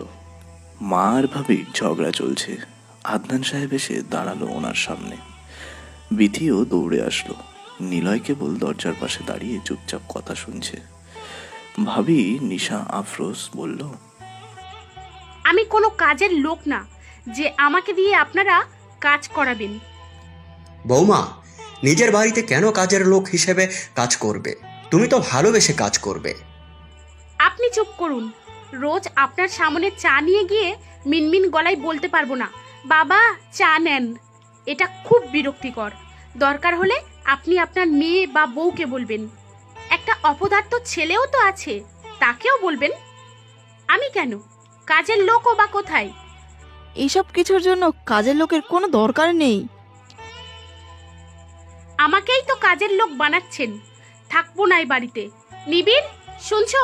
একবার এসে দেখো তোমার মা বাবা বোন ভাইরা আমার সাথে কেমন ব্যবহার করছে। নিবিড় ঘুমাচ্ছিল। নিশার এমন ডাক শুনে বিছনা থেকে লাফিয়ে ওঠে। তাড়াতাড়ি বাইরে এসে দেখে বউ শাশুড়িতে অনেক ঝগড়া লেগে আছে। নিবিড় বলল, কি হয়েছে? এমন চিৎকার করছো কেন? তোমার মা আমাকে দিয়ে বাড়ির সব কাজ করাই। এই জন্য কি তোমাকে ভালোবেসে এখানে এসেছি? আমি বারবার করে বলেছিলাম আমি এমন জায়গাতে থাকতে পারবো না। কোনো স্বাধীনতা নেই। নিবিড়, আমি থাকবো না, আলাদা হবে। নয় তোমার বাবা মা বোন ভাই সবাইকে বের করে অন্য জায়গায় রাখবে। আমি আর তুমি থাকবো। কি বললে বৌমা? আমাদের ছেলে তোমাকে নিয়ে একা থাকবে? এমনটা সে কখনো করবে না। আমরা ওকে চিনি। দরকার হলে তোমাকে রেখে আসবে, তবু ও ওর পরিবার ছাড়বে না। সবাই একটু চুপ থাকবা প্লিজ। খোকা, তুই বল, এভাবে থাকা যায়? সামান্য কথা নিয়ে তোর বউ কত কিছু বলল। মা চুপ থাকো তো। নিশাকে কি কাজের মেয়ে বানিয়ে রাখবে তোমরা? এভাবে কেন বলছিস? তোর বোনও তো বাসায় কাজ করে, তাই না? তাহলে কি তোর বোন কাজের মেয়ে? দেখো, আমার বোন যে ফ্যামিলির, আর নিশা সেরকম ফ্যামিলির না। ওকে কেউ কিছু বলবা না, বললে কিন্তু আমি ওকে নিয়ে আলাদা হয়ে যাব। ভাইয়া কথাটা বলে ভাবিকে নিয়ে ঘরে চলে যায়। মা আর বাবা দাঁড়িয়ে শুকনো দৃষ্টিতে তাকিয়ে থাকে বড় ছেলের দিকে। নিলয় দরজার কাছে এসে দাঁড়িয়ে মুচকি হাসে। বিথি এটা খেয়াল করে কিছুই বলেনি। নিশা ভাবির ঘরে গিয়ে দরজা আটকে দেয়। নিবিড়ের পাশে বসে বলল, দেখো নিবিড়, আমার পক্ষে এভাবে থাকা সম্ভব না। আমাকে আলাদাভাবে রাখো। আমি তোমার মায়ের বাবার অর্ডার পালন করতে এ বাড়িতে আসিনি। বাদ দাও তো। কি বাদ দেব? 1 সপ্তাহের মধ্যে আলাদা হবে। আর তোমার গুণধর ছোট ভাইকেও বলবে বাড়ি থেকে চলে যেতে। সংসার তোমার, খাওয়াবে তুমি, আর কথা শুনতে হবে আমার। এমন কেন? তোমার ভাই বোনকে তাড়াবে এখনই। শান্ত হও নিশা, দেখছি কি করা যায়। আদনান সাহেব আর তার স্ত্রী ব্যালকনিতে বসে সকালের কথাগুলো ভাবছে। যে ছেলেকে এত আদর করলাম, ভালোবাসলাম, সেই ছেলে আজকে বইয়ের পক্ষ নিয়ে আমাদের কথা শোনালো নিবিড়ের মা। আহ, নিবিড়ের মা, ভাবতে কষ্ট হচ্ছে জীবনে কি করলাম ওদের জন্য। সবটাই কপাল ছিল। ছোট ছেলেটা কিছু করে না, বড় ছেলেটা বইয়ের কথা শুনে চলে। এমনটা হবে কখনো কল্পনাও করিনি। বাদ দাও, ছোট ছেলেকে বড় ছেলে খাওয়াতে পারবে না, এটা ওর বইয়ের কথায় বোঝা যাচ্ছে। নিবিড় অফিসের জন্য রেডি হয়। নিশা বিছানায় বসে ভাবছে, আচ্ছা, আমি যদি নিলয়কে তাড়ানোর ব্যবস্থা করি তাহলে কেমন হয়? নিলয় চলে যাবে বাসা থেকে, এরপর এখানে সব কিছু আমাদের হবে, আমার বর সব কিছু পাবে। নিবিড় অফিসে চলে যায়। নিশা জোরে জোরে ডাকে নিলয়কে। নিলয় ঘরে বসে আজকে সকালের কথাগুলো ভাবছে আর মনে মনে হাসছে। ভাবি ওকে ডাকছে, নিলয় না শোনার ভান করে বসে আছে। ভাই, তোকে ভাবি ডাকছে, শুনছিস না কেন? আমি কারো কথা শোনার মধ্যে নেই, আমি কেন ওনার কথা শুনবো? আরে যা, শুনে আয়। নিলয় ভাবির ঘরে আসলো।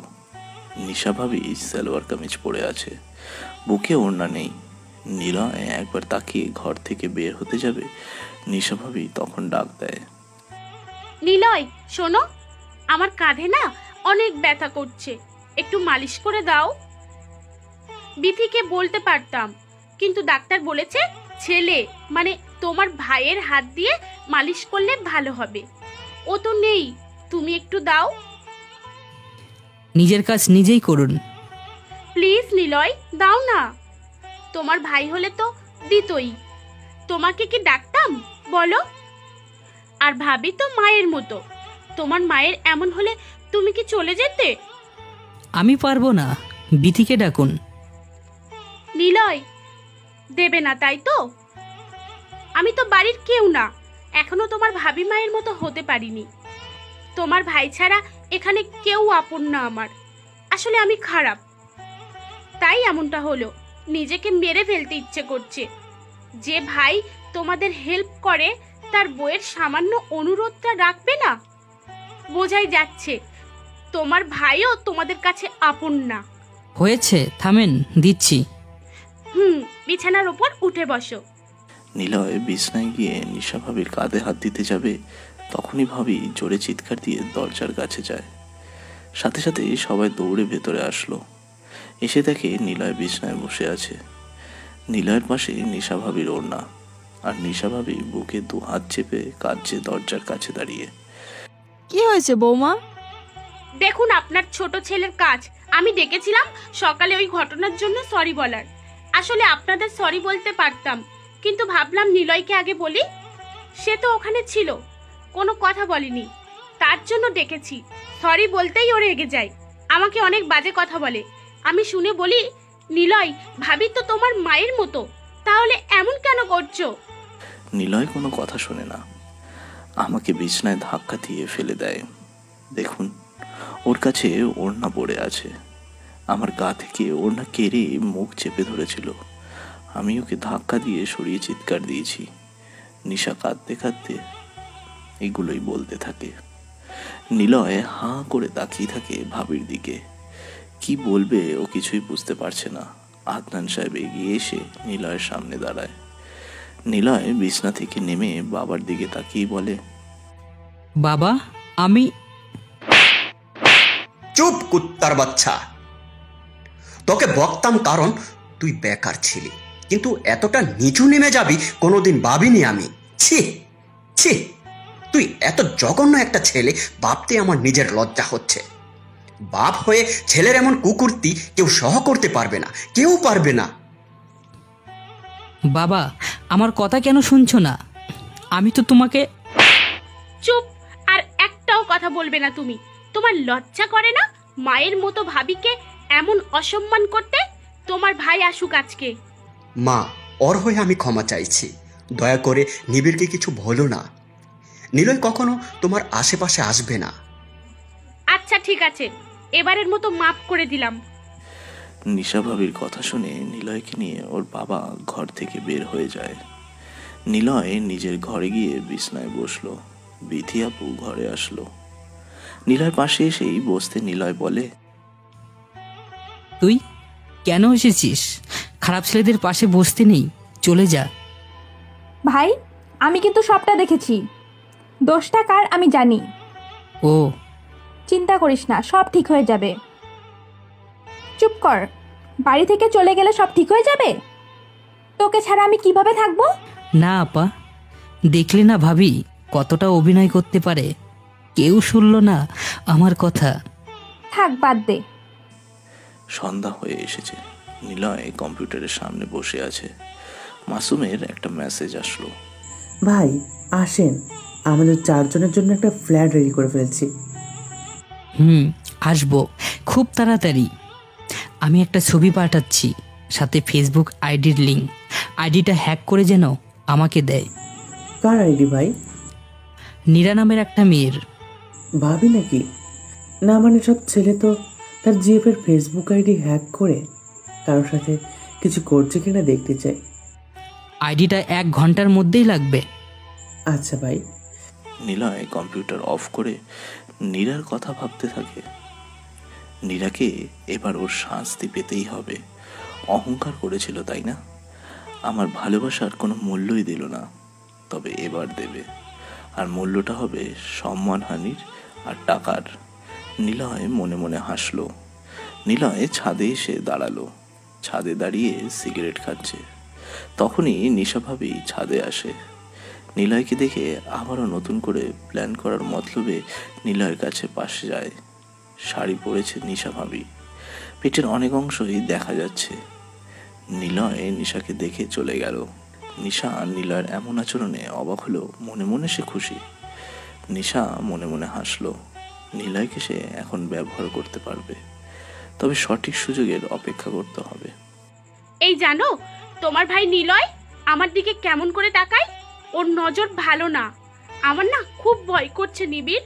প্লিজ তুমি কিছু করো, না হলে কোনোদিন দেখবো তোমার ভাইয়ের কাছে তোমার বউ ধর্ষণ হয়েছে। নিবিড় রাতের খাবারের পর রুমে এসে বসে। নিশা নিবিড়কে জড়িয়ে ধরে কথাগুলো বলল। নিবিড় বলে, আরে ধুর, কি বলো ওসব? নিলয় ওরকম ছেলেই না, আমি ওকে চিনি। নিশা রেগে গিয়ে বলল, দেখো নিবিড়, আজকে সন্ধ্যায় ছাদে গিয়েছিলাম। বাতাসে কাপড় সরে গিয়েছিল পেট থেকে। তোমার ভাই সেদিকে তাকিয়েছিল। আমার কথাটাও এখন বিশ্বাস হবে না তোমার, তাই তো? মানে আমি এখন তোমাকে মিথ্যে বলছি? আচ্ছা ঠিক আছে, বিশ্বাস করতে হবে না। আমি তো তোমার কেউ না, ভাই তো সব। আরে বাবা, রাগ করছো কেন? আচ্ছা আমি ওকে বুঝিয়ে বলবো নি। কি এটা তোমার বুঝিয়ে বলার মতো ব্যাপার নাকি? নিবিড়, তুমি আমাকে ভালোবাসো না, আমার সাথে এমন কেন করলে? আচ্ছা আমি দেখছি, তুমি চিন্তা করবে না। নিবিড় শুয়ে পড়ে। নিশা এবার জানে ওর চালটা অনেক শক্ত মতো হতে হবে। নিলয়কে আগে বাড়ি থেকে তাড়ানোর প্ল্যান করছে ওর ভাবি, যার জন্য সে এত কিছু করেছে। পরের দিন নিশা খুব তাড়াতাড়ি ঘুম থেকে উঠেছে। শাশুড়ি মা নিশাকে দেখে অবাক হয়। যে মেয়ে কতদিন সকালে না ওঠার জন্য এত কিছু করলো, সেই মেয়ে আজকে উঠে এসে নিজে থেকেই, তাও আবার রান্নাঘরে এসে গেল। বৌমা, তুমি ঠিক আছো তো? জি মা, সারা রাত ভাবলাম আপনাদের সাথে অন্যায় করেছি, আমার একটুও উচিত হয়নি। সরি মা। আরে সরি বলার কিছুই নেই।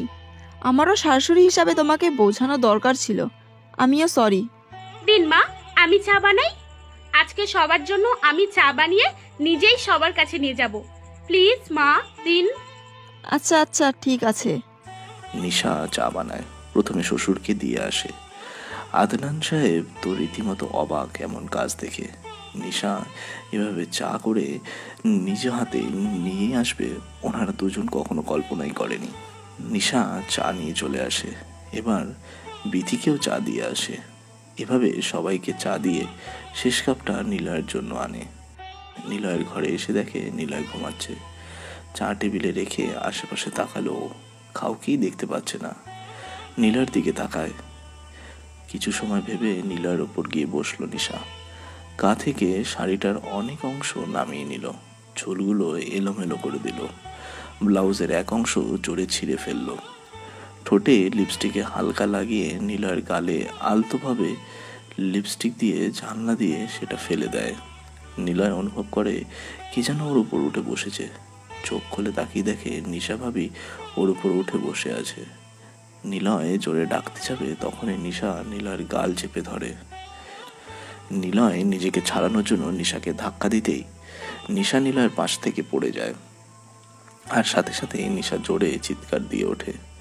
এত জোরে চিৎকার শুনে নিবিড়ও যেন দৌড়ে চলে আসে নীলয়ের রুমে।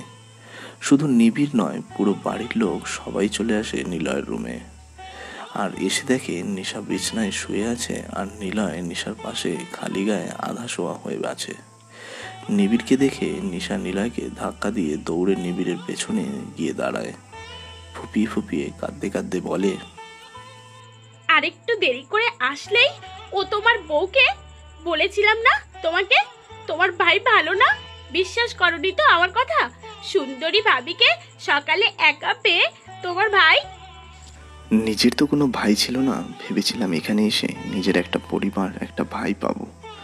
পরিবার পেলেও ভাই পাইনি। এতটা জঘন্য মনের মানুষ তোমার ভাই। সত্যি এ বাড়িতে না আসলে আমি জানতামই না। আমি আজকেই চলে যাব বাড়ি ছেড়ে।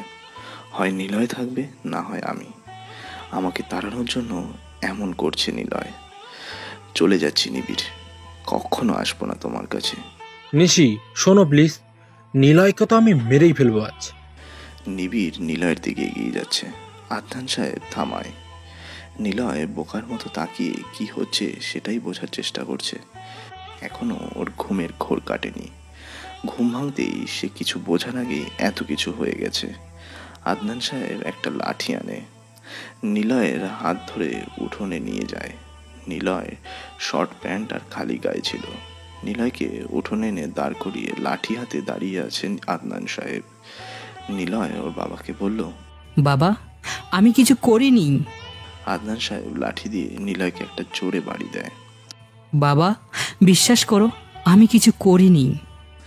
আদনান সাহেব আবারও একটা বাড়ি দেয় জোরে। নিলয় আর কিছু বলল না, কারণ সে বুঝে গিয়েছে কিছু বললেই সেটা বিশ্বাস করবে না কেউ। আদনান সাহেব নিলয়কে মারতে থাকে। নিলয় বুকে হাত বেঁধে মাথা নিচু করে মার খেতে থাকে। আদনান সাহেব তার স্ত্রীকে বলল, এই বেজন্মা ছেলেটার ব্যাগ গুছিয়ে আনো। আজকে থেকে আমি ওর বাবা না, সেও আমার ছেলে না। ত্যায্য করলাম আমি ওকে। বেরিয়ে যা বাড়ি থেকে, শালা জানোয়ার জন্ম দিয়েছি একটা। নে ব্যাগ ধর, দূর হয়ে যা চোখের সামনে থেকে। আমরা মরে গেলেও যেন দয়া করে দেখতেও আসবি না তুই। আমাদের মুখটা তুই না দেখলে মরার আগে অনেক খুশি হব। তোর মতো ছেলে না থাকাই ভালো। নিলয় ব্যাগ হাতে নেয়। সবার দিকে একবার করে তাকায় নিলয়। নিলয় বাবা আর মায়ের থেকে এমন গালি শুনে চুপ হয়ে গেল। এতক্ষণ সে মারার জন্য কাঁদেনি, কিন্তু বাবা মায়ের কথাগুলো শুনে নিলয় ঠিকই নীরবে কাঁদছে। মা ব্যাগ এনে মাটিতে ফেলে দেয়। নিলয় মাটি থেকে ব্যাগটা তুলে নিয়ে সবার দিকে একবার তাকায়। বিথি আপুর দিকে তাকিয়ে এসে কিছু সময় পর ঘুরে হাঁটতে থাকে। দৌড়ে বিথি আপু আসে নিলয়ের সামনে। নিলয়ের গায়ের চামড়া ফেটে রক্ত বের হচ্ছে। বিথি বলে, বাবা নিলয়কে যেতে দিও না। মা নিলয়কে আটকাও, ওকে যেতে দিও না। ভাই প্লিজ যাস নে, তুই যাস নে রে, থাক ভাই। এ নিলয় শোন না। ভালো থাকিস আপা। তুই না কম্পিউটার কিনে দিয়েছিলি, ওটা আমি নিয়ে যাব না। দূরে বসেই সেটা আমি নষ্ট করে দিতে পারবো। প্লিজ কেউ অন না করে তোর কাছে যত্ন করে রেখে দিস। কোনো একদিন হয়তো তোর সাথে আমার দেখা হবে, সেদিন কম্পিউটার নিয়েই না হয় গল্প করব। নিলয় আর কিছু বলে না। সে আর দাঁড়ালোই না বাড়িতে, সোজা সেখান থেকে চলে আসলো। ব্যাগে হাত দিয়ে মোবাইল পেল। মাসুমকে সে ফোন দেয়। আমি ঢাকাতে আসছি, সব রেডি আছে? জি ভাই, সব রেডি। আপনি খালি আসবেন, আমরা কাজ শুরু করে দেব। ওকে থাক, আসছি। নিলয় কাপড় পাল্টে চলে গেল স্ট্যান্ডে। বিথি ওর মা বাবার সামনে দাঁড়িয়ে আছে। মা বিথির গালে চড় দিয়ে বলল, কুলাঙ্গারদের দলে কেন ছিলি? তাকে কেন যেতে নিষেধ করেছিলি? ওটা তোর ভাই না, এই বাড়ির ছেলেও না ও। মা ভালোই বলেছ, নিলয় এই বাড়ির ছেলে না, ও খালি গায়ে ছিল। ওকে তাড়ানোর জন্য রাগের বশে দাগটাও হয়তো দেখনি। কেন আবার? দেখ কোথায় কারো সাথে মারামারি করছিল, হয়তো তারাই ছুরি মেরে কেটে দিয়েছিল, তাই এমন। তুই আর একবার ওর কথা বলবি না, বলে দিলাম। কিডনি নষ্ট হয়ে যাচ্ছিল। জানো, সেদিন টাকার অনেক দরকার ছিল। টাকার কথা শুনে তোমার বড় ছেলে সেখান থেকে গোপনে পালিয়ে আসে। নিলয় আর আমি দেখেছিলাম। ঠিকই বলেছ তোমরা, ও বেজন্মা, কুলঙ্গার, অপদার্থ। আমি তাই বলবো। কিন্তু জানো না, সেদিন বাবাকে বাঁচানোর জন্য বাবা ওর জন্যই বেঁচে আছে। তোমরা জানো কিডনিকেও দান করেছে। মজার ব্যাপার বাবা মা, কেউ কিডনি দান করে, তাই না? ওর পেটে বাবার কিডনি দেওয়ার ক্ষতটা আছে। ডাক্তারের সাথে কথা বলেছিল, আমি আড়ালে দাঁড়িয়ে দেখেছি। সে বলতে নিষেধ করেছিল, কিন্তু সে তো আর নেই, তাই আর না বলে থাকতে পারলাম না। অপারেশনের জন্য টাকার দরকার ছিল, আর তোমার বড় ছেলে নেই সেখানে। জানো টাকাটা ম্যানেজ করেছিলাম কি করে? আমার পড়ার সব টাকা জমানো থেকে নিয়ে অপারেশন করিয়েছি। বাবা, তোমার শরীরে যে কিডনি আছে একটা, সেটা নিলয়ের। গতকাল ভাবি নিলয়কে নিজের ইচ্ছাতে ডাকে। কাঁধ ব্যথার নাম করে নিলয়ের সাথে উনি নাটক করে, অথচ তোমরা সেটা বিশ্বাস করনি। যাই হোক, ওকে তাড়িয়ে দিয়েছ, অনেক ভালো করেছ। ওর মতো ছেলের দরকারই পড়ে না। ধন্যবাদ তোমাদের। আর বড় ছেলেই তোমাদের কাছে সব কিছু। ওকে কোনোদিন আদর করে ভালোবেসে কাছে ডেকে বুঝিয়ে বলেছ? বলনি, কারণ সে তো খারাপ ছেলে। সবসময় ওর সাথে গালি দিয়ে তোমরা সবাই কথা বলেছ, কখনো তাকে চেনার চেষ্টাও করনি। আর আজকে সব না শুনেই ওকে মেরে বাড়ি থেকে বের করে দিলে। তুই না হয় ওনাকে নিয়ে চলে যা, না হয়তো আমাদেরকে বের করে দে। বলা তো যায় না। কোনোদিন তোর বউ আবার তোর বাবার সাথে এমন করে বাবাকে তাড়িয়ে দিচ্ছে, আর আমাদেরকে দাসী বানিয়ে রাখছে। বিথি আর কিছু বলল না, সে দৌড়ে তার রুমে চলে গেল। এদিকে নিলয়ের সামনে বাস এসে থামে। সে কোনো কিছু না ভেবে, সময় নষ্ট না করে বাসে উঠে পড়ে। চোখ বন্ধ করে ছোটবেলার মা বাবার আদরগুলোর মুহূর্তটাকে কল্পনায় আনতে থাকে। সন্তানেরা বড় হলে ছোটবেলার ব্যবহারের মতো বড়বেলাতে করতে নেই। সন্তান কখনো খারাপ হয় না যতক্ষণ না পর্যন্ত পরিবার থেকে তার সাপোর্ট পাওয়া যায়। কিন্তু নিলয় তো সবসময় অবহেলারই দিন কাটিয়েছে। বিথি ফোন দেয় নিলয়কে। নিলয় ফোন বন্ধ করে রেখে দিল। আদনান সাহেব চেয়ারে বসে আছে, পাশে ওনার স্ত্রী বসা। হঠাৎ শুনতে পায় নিবিড়ের ঘর থেকে নিশার কান্নার শব্দ। নিবিড় ওর বউকে পিটাচ্ছে। সুন্দর একটা সংসার একটা মেয়ের জন্য নষ্ট হয়ে গেল। নিবিড়কে কেউ কিচ্ছু বলছে না, সবাই যেন চুপ হয়ে আছে। আদনান সাহেব গেঞ্জি উঁচু করে পেটের নিচে কাটা দাগে হাত দিয়ে দেখতে থাকে। নিবিড়ের মা, আমাদের নিলয় চলে যায়নি বলো? তুমি দেখো, দুপুরের খাবারের সময় নিলয় ঠিকই বাড়িতে এসে বিতিকে ডেকে বলবে, আপা খেতে দে, খিদা লাগছে। আচ্ছা শোনো, আমরা শেষ কবে নিলয়কে নিয়ে একসাথে খেতে বসেছিলাম জানো? মনে পড়ছে না আমার। কবে যে ওকে আদর করে কাছে ডেকেছি মনেও পড়ছে না। সত্যি মনেও পড়ছে না। মায়ের কাছে সব ছেলে মেয়েরা বায়না ধরে। নিলয় যে কবে বায়না করেছে মনেই পড়ে না। মা বাবা ভুল করে না, কিন্তু এখন মনে হচ্ছে আমরা অনেক বড় ভুল করে ফেলেছি। নিলয় আসবে, দেখো। রাত হয়েছে। নিলয় বাস থেকে নামলো। ঢাকা শহরে এই প্রথমবার এসেছে সে। আশেপাশে তাকায়, চারপাশে CCTV camera, wifi wire. Niloy সব কিছু ঘুরতে ঘুরতে দেখতে থাকে। আজকে ওর গায়ে অল্প টাকার শার্ট। নিলয় ব্যাগ নিয়ে এগিয়ে যাচ্ছে। হঠাৎ কেউ একজন ওকে পেছন থেকে জড়িয়ে ধরে। নিলয় ঘুরে তাকানোর আগে শুনতে পায়, এক্সকিউজ মি, আমাকে বাঁচান, ওরা আমাকে মেরে ফেলবে, বাঁচান প্লিজ। নিলয় তাকালো। জিন্স আর শার্টের সাথে খুব বেশি ছোট চুল নয়, মাঝারি আকৃতির কাটা চুলের একটা সুন্দরী মেয়ে নিলয়ের সামনে দাঁড়িয়ে আছে। নিলয় দেখলো 3 জন ছেলে দৌড়ে নিলয়ের দিকে আসছে। কথাটা বলেই সামনে থাকা একটা ছেলে পেছনের পকেট থেকে অ্যাসিডের বোতল বের করে, মুখ খুলে মেয়েটার দিকে ছুঁড়ে মারে। মেয়েটা ভয়ে মুখে হাত দিয়ে দাঁড়ায়। নিলয়ের সাথে সাথে নিজের ব্যাগ মেয়েটার মুখের সামনে প্রোটেক্ট হিসেবে ধরে রাখে। মেয়েটা এসব দেখে নিলয়ের দিকে তাকায়। নিলয় সামনে এগিয়ে এসে বলল, একটা মেয়েকে ভালো লাগতেই পারে, ইট ইজ সিম্পল। ভালো লাগার কতগুলো কারণও আছে। কোনো ছেলে মেয়ের প্রেমে পড়ে চুল দেখে, কেউ বা নাক দেখে, কেউ বা হাসি দেখে, কথা বলার ধরন বা মানসিকতার চরিত্র দেখে, সেটা হয় আসল প্রেম। আর কিছু ছেলে আছে তারা প্রেমে পড়ে মেয়েদের উপর তাদের শরীর দেখে, হটনেস দেখে। তোরা কোন দলের? ওর প্রেমে কিসের জন্য পড়েছিস? ঠিক এটা অন্যায়। তবে হ্যাঁ বস, ভালোবাসলে প্রপোজ করা ইট ইজ ভেরি সিম্পল। সে না করে দিবে কারণ সে তোমাকে পছন্দ করেনি, ভালো লাগেনি, তাই সে না করে দিবে। It is also simple, but তাতে জ্বালিয়ে বেড়ানো, তাকে হয়রানি করা, not more simple. So Niloy কিছু বলল না। সামনে থাকা লোকটার বুকে জোরে একটা লাথি দেয়। পেছনে থাকা 2টা ছেলে সাহস নিয়ে নিলয়ের দিকে এগিয়ে আসে। হাতে থাকে তাদের চাকু। নিলয় প্রথমে টাল সামলাতে না পেরে চাকুটা এসে লাগে নিলয়ের হাতে। তবে এরপর নিলয় নিজেকে ব্যালেন্স করে ছেলেটার কান বরাবর একটা থাবা দেয়।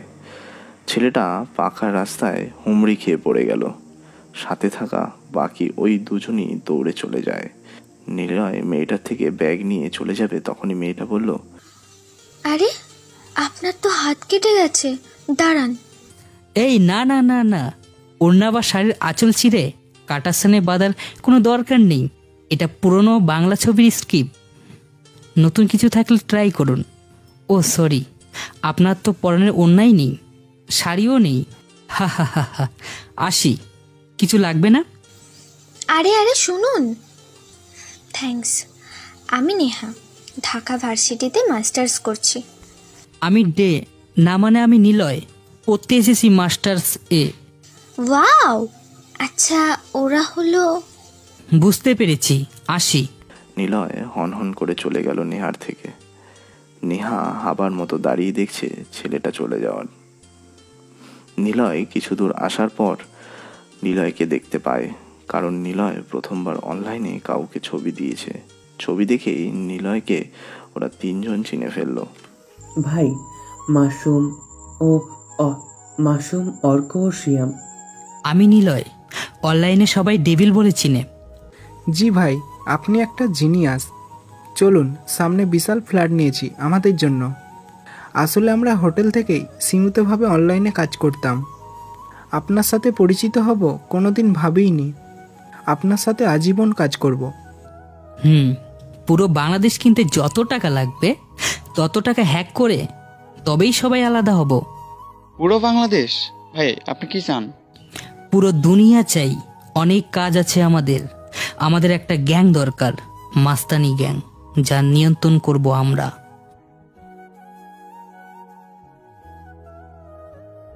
আমাদের নিজেদের প্রোটেক্ট আগে দরকার। অনলাইনে সকল তথ্য আমাদের হাতের মুঠোয় আনবো। অনলাইনে সব কিছু আমাদের কবজায় এনে সরকারকে পরিবর্তন করতে পারবো। আর এই জন্য আমাদের গ্যাং বানাতে হবে। মাস্তানি গ্যাং থাকবে, আর থাকবে একটা হ্যাকার টিম। আমরা যারা ঘরে বসে হ্যাক করি তাদেরকে আমাদের আন্ডারে আনতে হবে। আর আমাদের অনলাইনে অপরিচিত নাম দিয়ে থাকতে হবে। আমাকে অনলাইনে তোরা ডেভিল বলে ডাকবি। তোরা নিজেদের মতো একটা নাম বানিয়ে নিবি। সব হ্যাকারদের আমরা এখানে বসে নিয়ন্ত্রণ করব। তবে দিনের বেলাতে আমরা একদম ইনোসেন্ট আর হাবাগোবা হব। আমরা এখন থেকে স্মার্টফোন ব্যবহার করা ছেড়ে দিব। রাতের বেলা আমরা আমাদের হিংসতা ছড়িয়ে দিব সব জায়গায়। এই জন্য নিজেকে আগে সব কিছু থেকে প্রোটেক্ট বা ডিফেন্ড করে রাখতে হবে। তারপরেই হতে হবে সোশ্যাল ইঞ্জিনিয়ার। বোঝা গেল? সোশ্যাল ইঞ্জিনিয়ার কি? সোশ্যাল ইঞ্জিনিয়ারিং মানে সোজা কথাতে চিটিং, কিন্তু এই সোশ্যাল ইঞ্জিনিয়ারিং হলো হ্যাকিং জগতের সবচেয়ে বড় শক্তিশালী সাইকোলজিক্যাল সফটওয়্যার। মনে কর তুই একটা মেয়ের আইপি অ্যাড্রেস হ্যাক করতে চাচ্ছিস, তাহলে তাকে এখনই তুই আইপি লগের লিঙ্ক দিয়ে বলতে পারবি এই যে লিঙ্কে তার কিছু সিক্রেট ফটো আছে, তাহলে সে তাতে এন্টার করতে প্রলুব্ধ হবে। এখানে এই যে মাইন্ড ট্রিক করে কাউকে প্রলুব্ধ করলি, সেটাই হলো সোশ্যাল ইঞ্জিনিয়ারিং। মনে রাখবি, সোশ্যাল ইঞ্জিনিয়ারিংয়ের কোনো ধারাবাধা নিয়ম নেই, বরং তুই যখন যেভাবে যতটা দক্ষতার সহিত নিজের বুদ্ধিমত্তা এবং ধৃত্যতা উপস্থান করবি, তোর সফল হওয়ার সম্ভাবনা ততই বাড়বে। আগামীকাল থেকে ঢাকার যে কোনো একটা বড় ব্যাংকের সব অ্যাকাউন্ট হ্যাক করব। সবাই রেডি থাকিস, এখন ঘুমা, যা বলবো সেসব পালন করবি। মনে রাখবি, কোনো কিছু করার আগে মাইন্ড গেম খেলবো, প্ল্যান করে নামবি, ঠিক আছে?